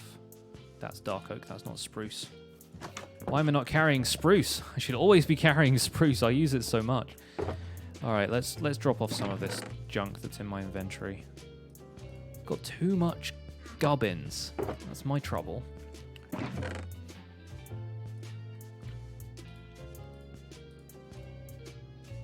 Too much gubbins. Wow, you guys are coming through with the follows today. Who have we got? Insane Snaking, great name. Twitch Guile, Jaden the Bear, Grant the Goat, and Terry. Thank you guys for the follows. I appreciate you a great deal. Streaming Minecraft? A what? Yes, I know. I know. It's scandal of the century right here. Did I just hear an Enderman? And yes, I have a creeper head. Yeah, I will probably do this more often. I say that now. I will do this when I have a reason to. I think that's the proviso I want to make here. That's stairs already, okay. Yeah, I think the thing I... Oh, that's just weird. And that's just open. Is I want to stream Minecraft more, but I also want to keep the streaming time to games that I want to play. I don't want to become too driven by numbers, but evidently if people are enjoying this, then I want to be able to bring more of the enjoyment to you. So it's a tricky thing to do, because I feel fairly committed to the whole Final Fantasy stream thing right now, but today's stream has been going incredibly well. And I don't know if I will have stuff to stream from this world all the time, and I don't want all of my projects for the regular videos to get held up by, you know, I'll have to wait to do that on stream before I can do it, because then that throws off my YouTube schedule.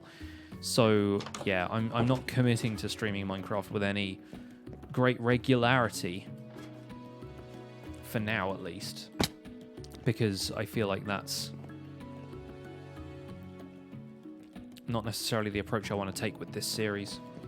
But when there's stuff to do like this, when there's stuff I can set up in a video, do on a stream, and then come back, then yeah, I mean, I'll do it. This place is currently a bit of a mess, and I want to do something more about that. Milo Games Viltzu, I can't really read that. Thank you for the follows nonetheless. Apologies for my illiteracy.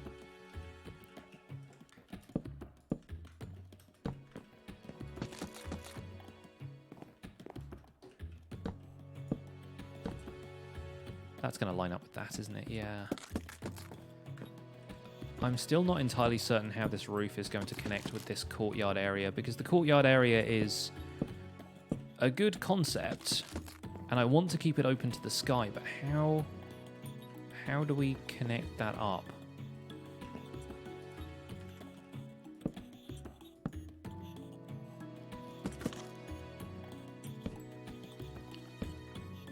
Do we just make this floor really tall? I guess maybe. Interior design is great for streaming. Yeah, I think it's interior design or resource gathering or large-scale projects like Guardian Farms. I feel like when I do the Guardian Farm, I'll probably stream that, because inevitably that's going to be a difficult thing to do in a short amount of time. But then it's not going to be a particularly great thing to do on camera for content. Did I know that shields are now in Bedrock? I did know that shields are now in Bedrock. You have to crouch to use them, which seems very unintuitive, but then again, yeah, if you're being cautious, you've got your shield up. It sort of makes sense. I wonder if you move as slowly as you do if you're holding up a shield and crouching in Java, because this is incredibly slow. I think the slowest you can possibly move is if you've got like a slowness potion. What is the Turtle Master potion? It's like that, crouching, with a shield up, on a soul sand, through a cobweb. At that point, you may as well be moving backwards. It's better if you're mind to do these while streaming instead of doing it all in silence. That's the thing, though. It's kind of not. I feel like I would do this a lot faster if I didn't have to do it on stream, because the chat is a distraction, but you're a lovely distraction, and I like you. So that's the problem I'm having, really, is not wanting to, you know, wanting to be able to interact with the chat whilst also having to face the fact that I'm working slower than I normally would.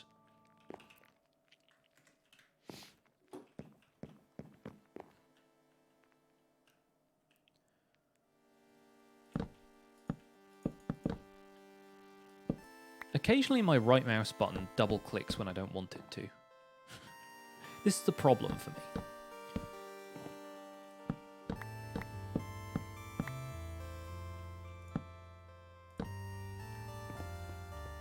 And my other problem is if I have half slabs around there like that, By the way, for I have some friends, somebody from DV in particular, who I won't name names. I'm not going to call them out or anything, but some people I know really object to the term half slab being used to describe slabs, because nowhere in like vanilla Minecraft are they called slabs, and a half slab would technically be like a quarter block. In Bedrock Edition, in the creative inventory, it calls them half slabs. Which is really interesting to me, because I feel like half slab is a term that the community came up with. Like, I don't recall that ever being the terminology used in Minecraft, but when Bedrock Edition has been implemented, if you go into the creative inventory, it says half slabs. And that's weird, because they're not.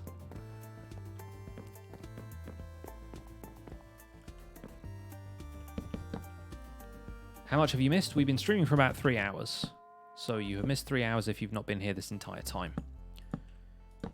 If you have been here this entire time, or if you were here earlier and then came back, nobody knows how much you missed except you.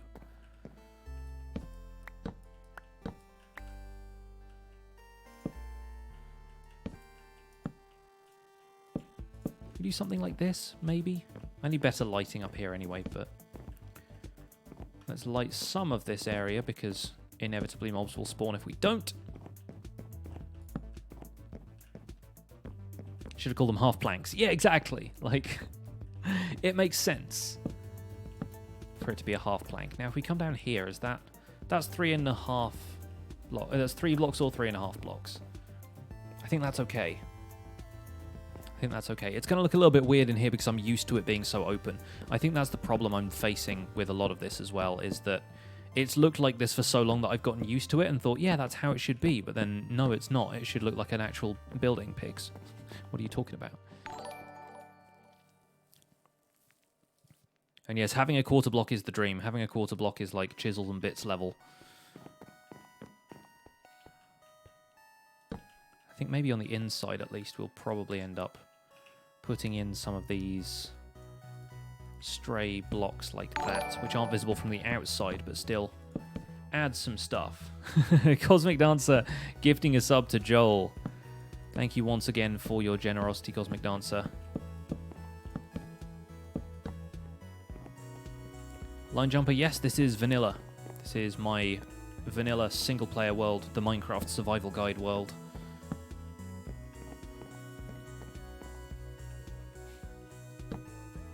None of that modded nonsense.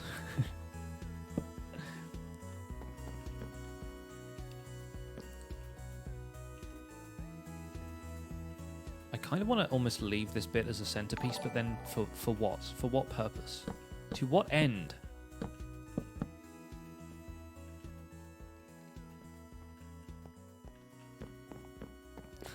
I love annoying all the modded players. You guys are the best. They're like, what? Nonsense? Slander. Lies. Yeah, having that little hump in there just makes no sense, really.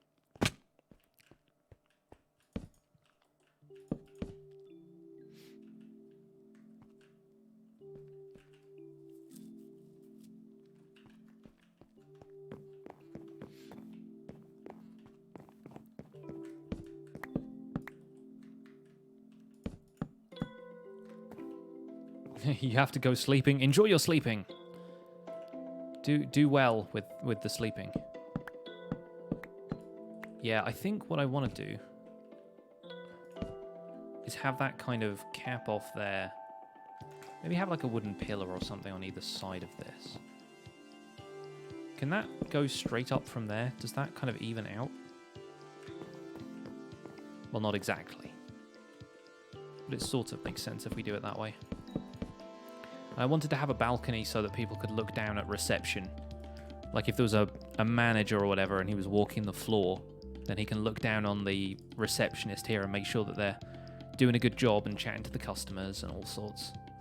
Thinking about this way more than I should probably, but it's what makes some of these builds special, you know? Building a very vanilla structure in your modded world, that's the idea. Like, it's very funny to me when people are playing in mod packs and they feel like they have to do everything the modded way. I think that's the thing that made modded Minecraft click for me a little bit more, was the idea that, well, yeah, vanilla stuff is still available. Like, you can still build with vanilla wood and vanilla kind of stone. You don't have to chisel everything to make it look different. I feel like that's something that, for whatever reason... there's a zombie through there. For whatever reason, I didn't quite realize that about modded, you know? Was that, like, if it's modded, then everything has to be different. No, not the case. Not the case at all. Do Meals Loy have access to the Hermitcraft server? No. And it has been suggested several times that we should. And while I obviously agree from the purposes of, like, us becoming members of Hermitcraft, because that would be fun, us having access to the Hermitcraft server for the purposes of doing the recap is I feel like is not a good suggestion. I feel like it's not a good idea. Because, for a start, spoilers, right? If you consider how hard some of the hermits try to keep their stuff out of each other's videos, we would be walking around with camera accounts or whatever. Like, people suggest that we should have camera accounts and be able to, like, film stuff to get better footage. For a start, the hermit's footage is good enough. Secondly, yeah, if we ended up spoiling a build, we could end up reporting on something that they don't want us to report on, and we don't have, like, a direct line of communication with the hermits. Thirdly, why would we want to be on this server if we weren't playing the game? And fourth, if we wanted to get all of the footage we wanted, it would mean asking the hermits where stuff was, and then we'd have to fly out there, and without access to, like, teleport commands and stuff, then we wouldn't be able to get there without flying. We would be loading in chunks that probably shouldn't be loaded in, or, like, didn't want to be loaded in because, you know, that would create lag on the server. There's so many problems associated with that people haven't necessarily considered when they make that suggestion. And recap is the purpose. Exactly. That's the whole thing. Is, like, our show exists not to tell you, like, what's going on the Hermitcraft server. We're not like a news channel. We are recapping with a comedic kind of news parody tone the events of the Hermit's videos. And I think that's the distinction people don't always make, is that the recap is about their videos, not just about the server. Like, obviously it recaps events on the server because that's what their videos are about, but we rely entirely on them to provide us with the experience they want to put out there. And that's what we're there for, you know? I get rambly about this stuff. I apologize, but I've had a lot of time to think about stuff like that, and I just don't think it would be as good an idea as some folks believe it might. I'm feeling like this is a spruce nightmare right now. I don't know if I'm 100% fine with this, but I think we can do some more stuff to it after the fact that will make that okay. So I think spruce nightmare can stay for the time being. I reserve my right to do something different with it later. Also, if this just goes straight down to the floor instead of having this... We have the wooden thing as the pillar instead of the stone thing. Is that weird? I feel like it makes this side look off, unfortunately. It makes it look asymmetrical in a not a good way.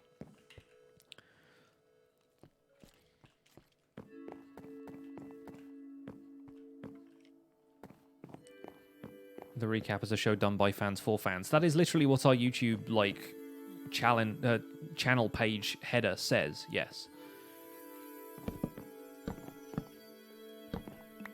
So that's entirely the idea.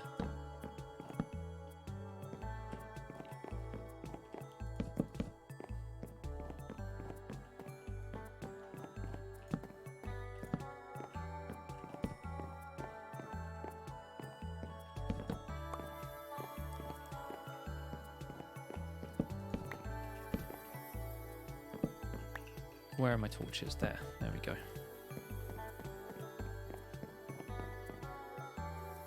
Recap would be the worst job ever if I wasn't a fan. Yeah, pretty much.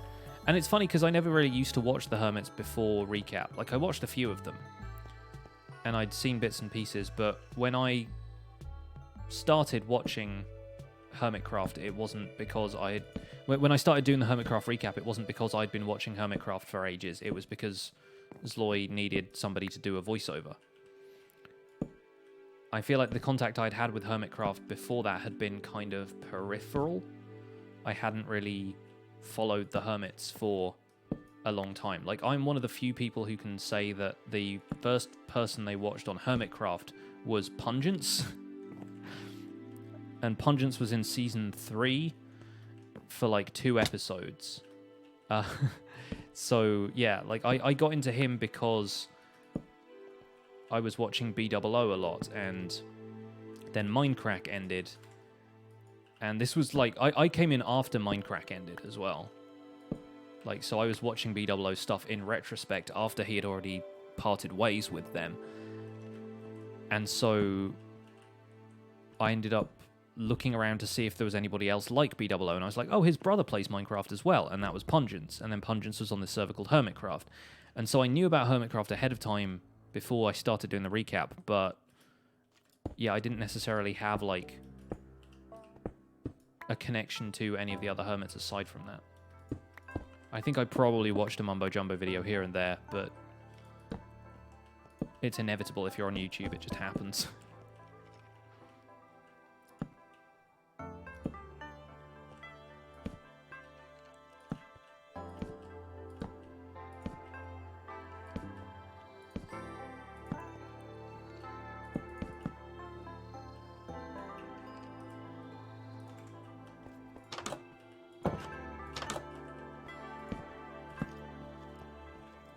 That's well lit up enough, right? Yeah, we've got nothing lower than 9 there. That's fine. You got into Hermitcraft around the time Ren got in. That's a reasonable time to get started, I think.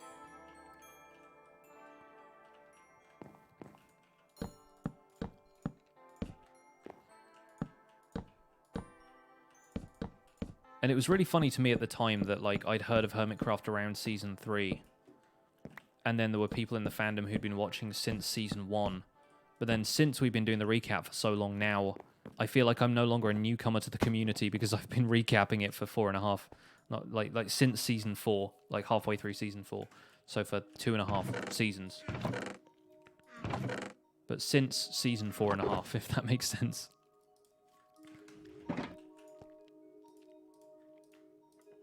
And in the early days of the recap, I didn't even watch all of the Hermits. I just read the scripts. And Zloy watched all of the Hermits and then wrote the, like, write-ups for everything.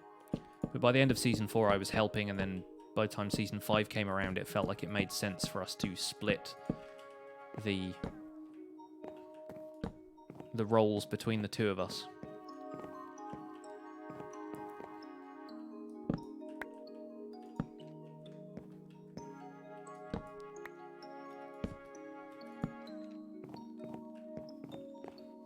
You got into Hermitcraft when Azuma still talked in a flat tone. Yeah, I feel like we all did that at one point. It's just typical of the way YouTube changes you. You start to develop an ear for what is better presentational-wise.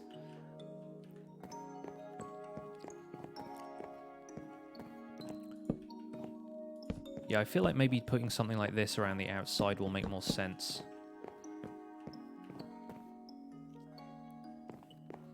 Rather than just having the walls exposed everywhere.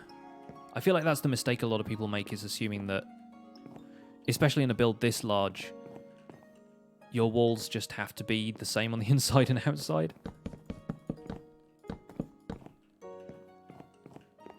Just having something like this. Obviously, it's not all going to be like this. We'll probably change up a lot. But that prevents it being too Spruce Nightmare, because then it's just the floor. And then you don't get to see so much of the walls where I've used the same texture and everything.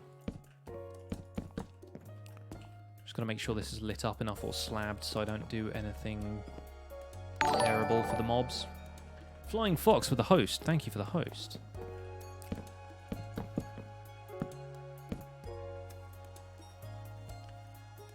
People say you talk like a robot when you speak in your flat voice. Well, yeah, if you're speaking in a flat voice, then that's kind of what robots sound like. 1, 2, 3, 4, 5. Is that 5? 1, 2, 3, 4, 5, and then curve around the corner there if we want to.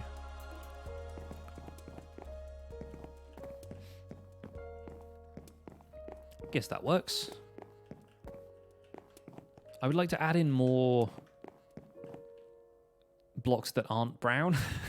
I need to put some gold blocks and stuff in here and kind of make the place feel a little bit more rich, I think. And if we take these out now, maybe we kind of build up to that like so.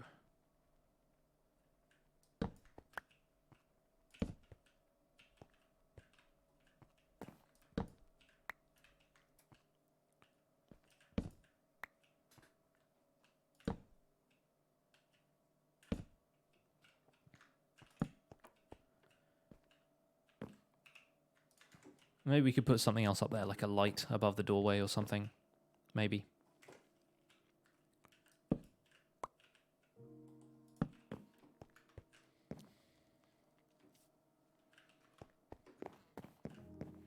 The wall could be terracotta. Maybe we need that red highlight back. It's funny because I've used it for the floors, now I'm using it for the walls. But then the same is true of the spruce, so... I do like the combination of red and the dark prismarine. I think that's always a really nice look. Maybe we even put the terracotta stuff in these panels here, but we limit it to just one panel of that material, so that it's got the wood in there as a contrast, an accompanying block. But it means we can make these walls kind of like feature walls and put, you know, desks and shelves and stuff on them if we want to. Trophies of some kind. Maybe even tools. This could almost be like the showcase area. That'd be good. Maybe armor stands, glass cases, that kind of stuff. Especially if this was the Blacksmiths Guild, because then that's them showing off their armor.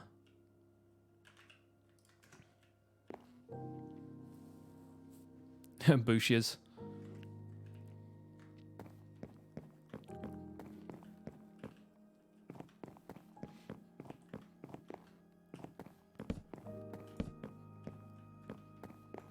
Yeah, I haven't done the armor stand glass case thing for a while. Should we do that? Let's do that. Or maybe I should demonstrate that a little bit in the video. I might save that for the video.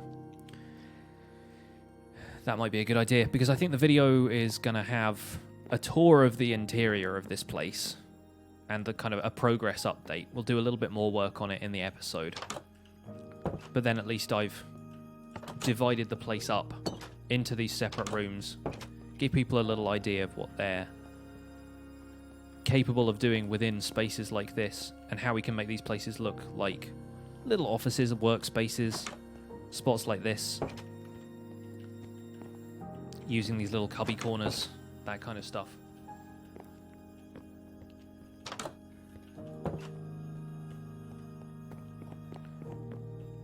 And then up here we can put in some more of these interior decorations. This can be like advanced interiors, I guess.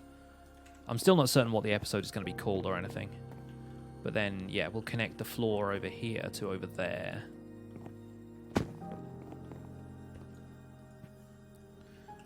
There are monsters nearby. This creeper does not count. Let's move it further in. Oh, there's monsters really close by. Everywhere. Is he in there? Hello? Norman?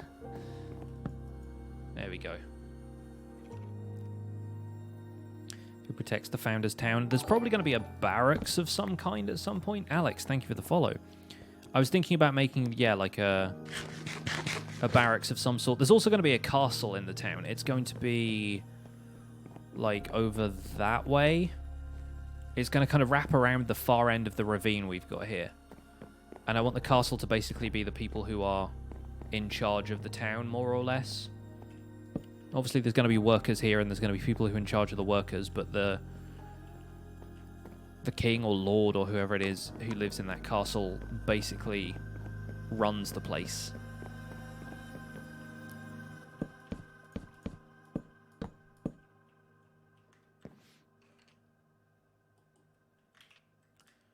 We'll need some spruce in here. Whoop.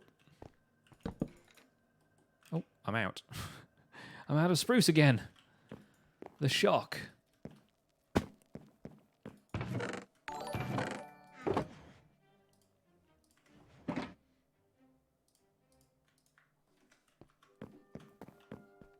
Venom Pool, thank you for the follow.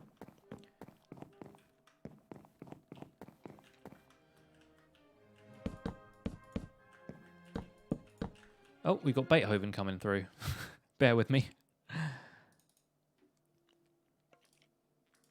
There we go. Let's restart that. Just occasionally Beethoven gets in. When I forget exactly how the Minecraft soundtrack comes to a close.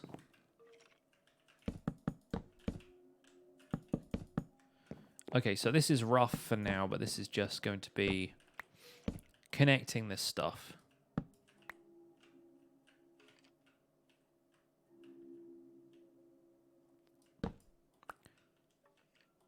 Just so I don't feel quite so bad about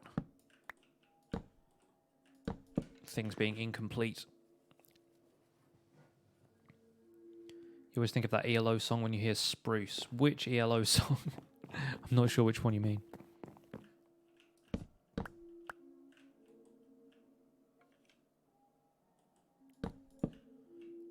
Is there a song that has the word spruce in? Don't Bring Me Down. I think I know that one. I think I've probably heard that one. I'm not that familiar with ELO. I feel like Mr. Blue Sky is the only one that I can honestly say I remember. And to be honest, that's probably because of the one episode of Doctor Who. That bad episode of Doctor Who.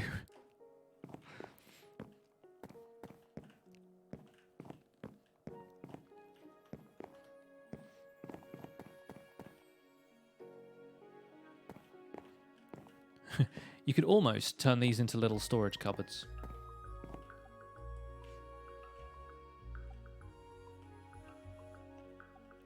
Oh, that's the one where they say Bruce all the time, and I'm like, who is that?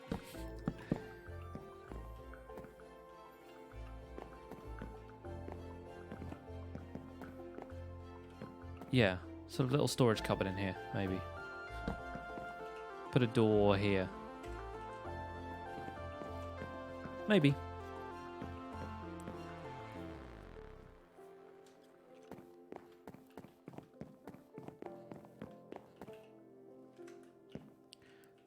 Do I have any fences?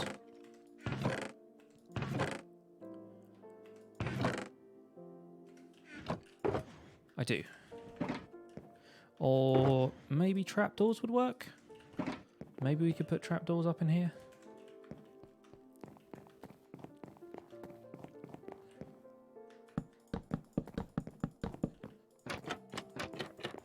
Certainly allow you to walk a little bit closer to this point.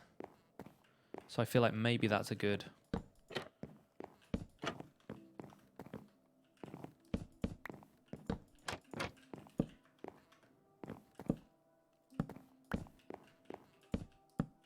Yeah, that works. Song came out in '79. Well, you can hear songs after they're released. Paranor. You can. I came out in 1987. I still heard songs earlier than that. I'm still aware of the work of the Beatles. Do you want it to kind of wrap around like that? I mean, maybe. Maybe we could do that. Maybe. I sort of feel like for the sake of symmetry, we have to have one of these here. This isn't a completely symmetrical build, so it doesn't all make sense.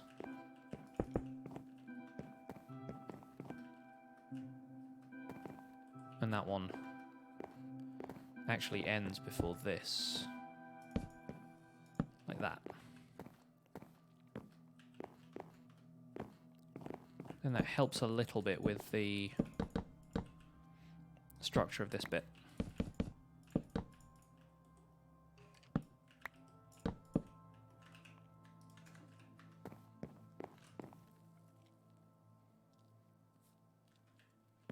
$87, not 67. Did I say 67? How is my trident? It's all right. -2 durability at present. Might actually put it away because I'm not really using it right now.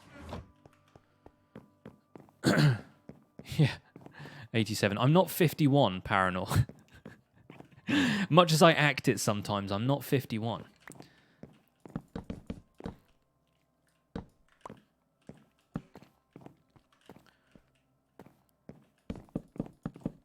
Old man Pixel Riffs playing his Minecraft. Yeah, I was born in 1987 for my sins.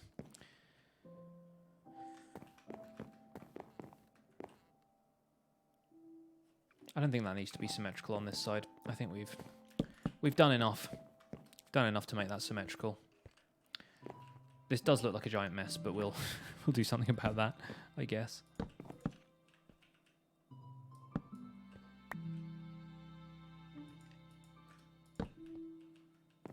Kind of round that off a little bit to mimic the rounding of the wall here. We need to do something about the tops of these walls, because those go all the way to the ceiling and these do not. All of your co-workers treat you like an old man, but you do act like it a lot. Yeah. Yeah, it's sometimes we earn that. Sometimes we earn that.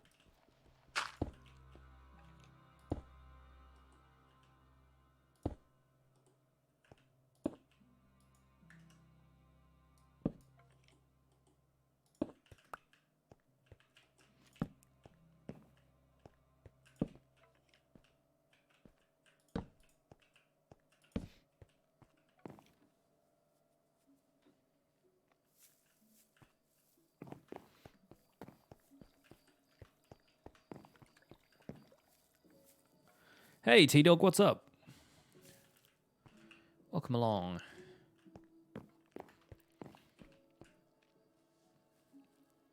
I think it may be time to be wrapping up this stream, you know? We've been here for about 3.5 hours. And I think I've got most of what I wanted to do done. We're still not closed this off entirely. But I think we're probably going to... Yeah, we're going to do that off camera, I think. Had I only used it 2 times? I used it much more than that, but it has mending on it, so I've healed it since.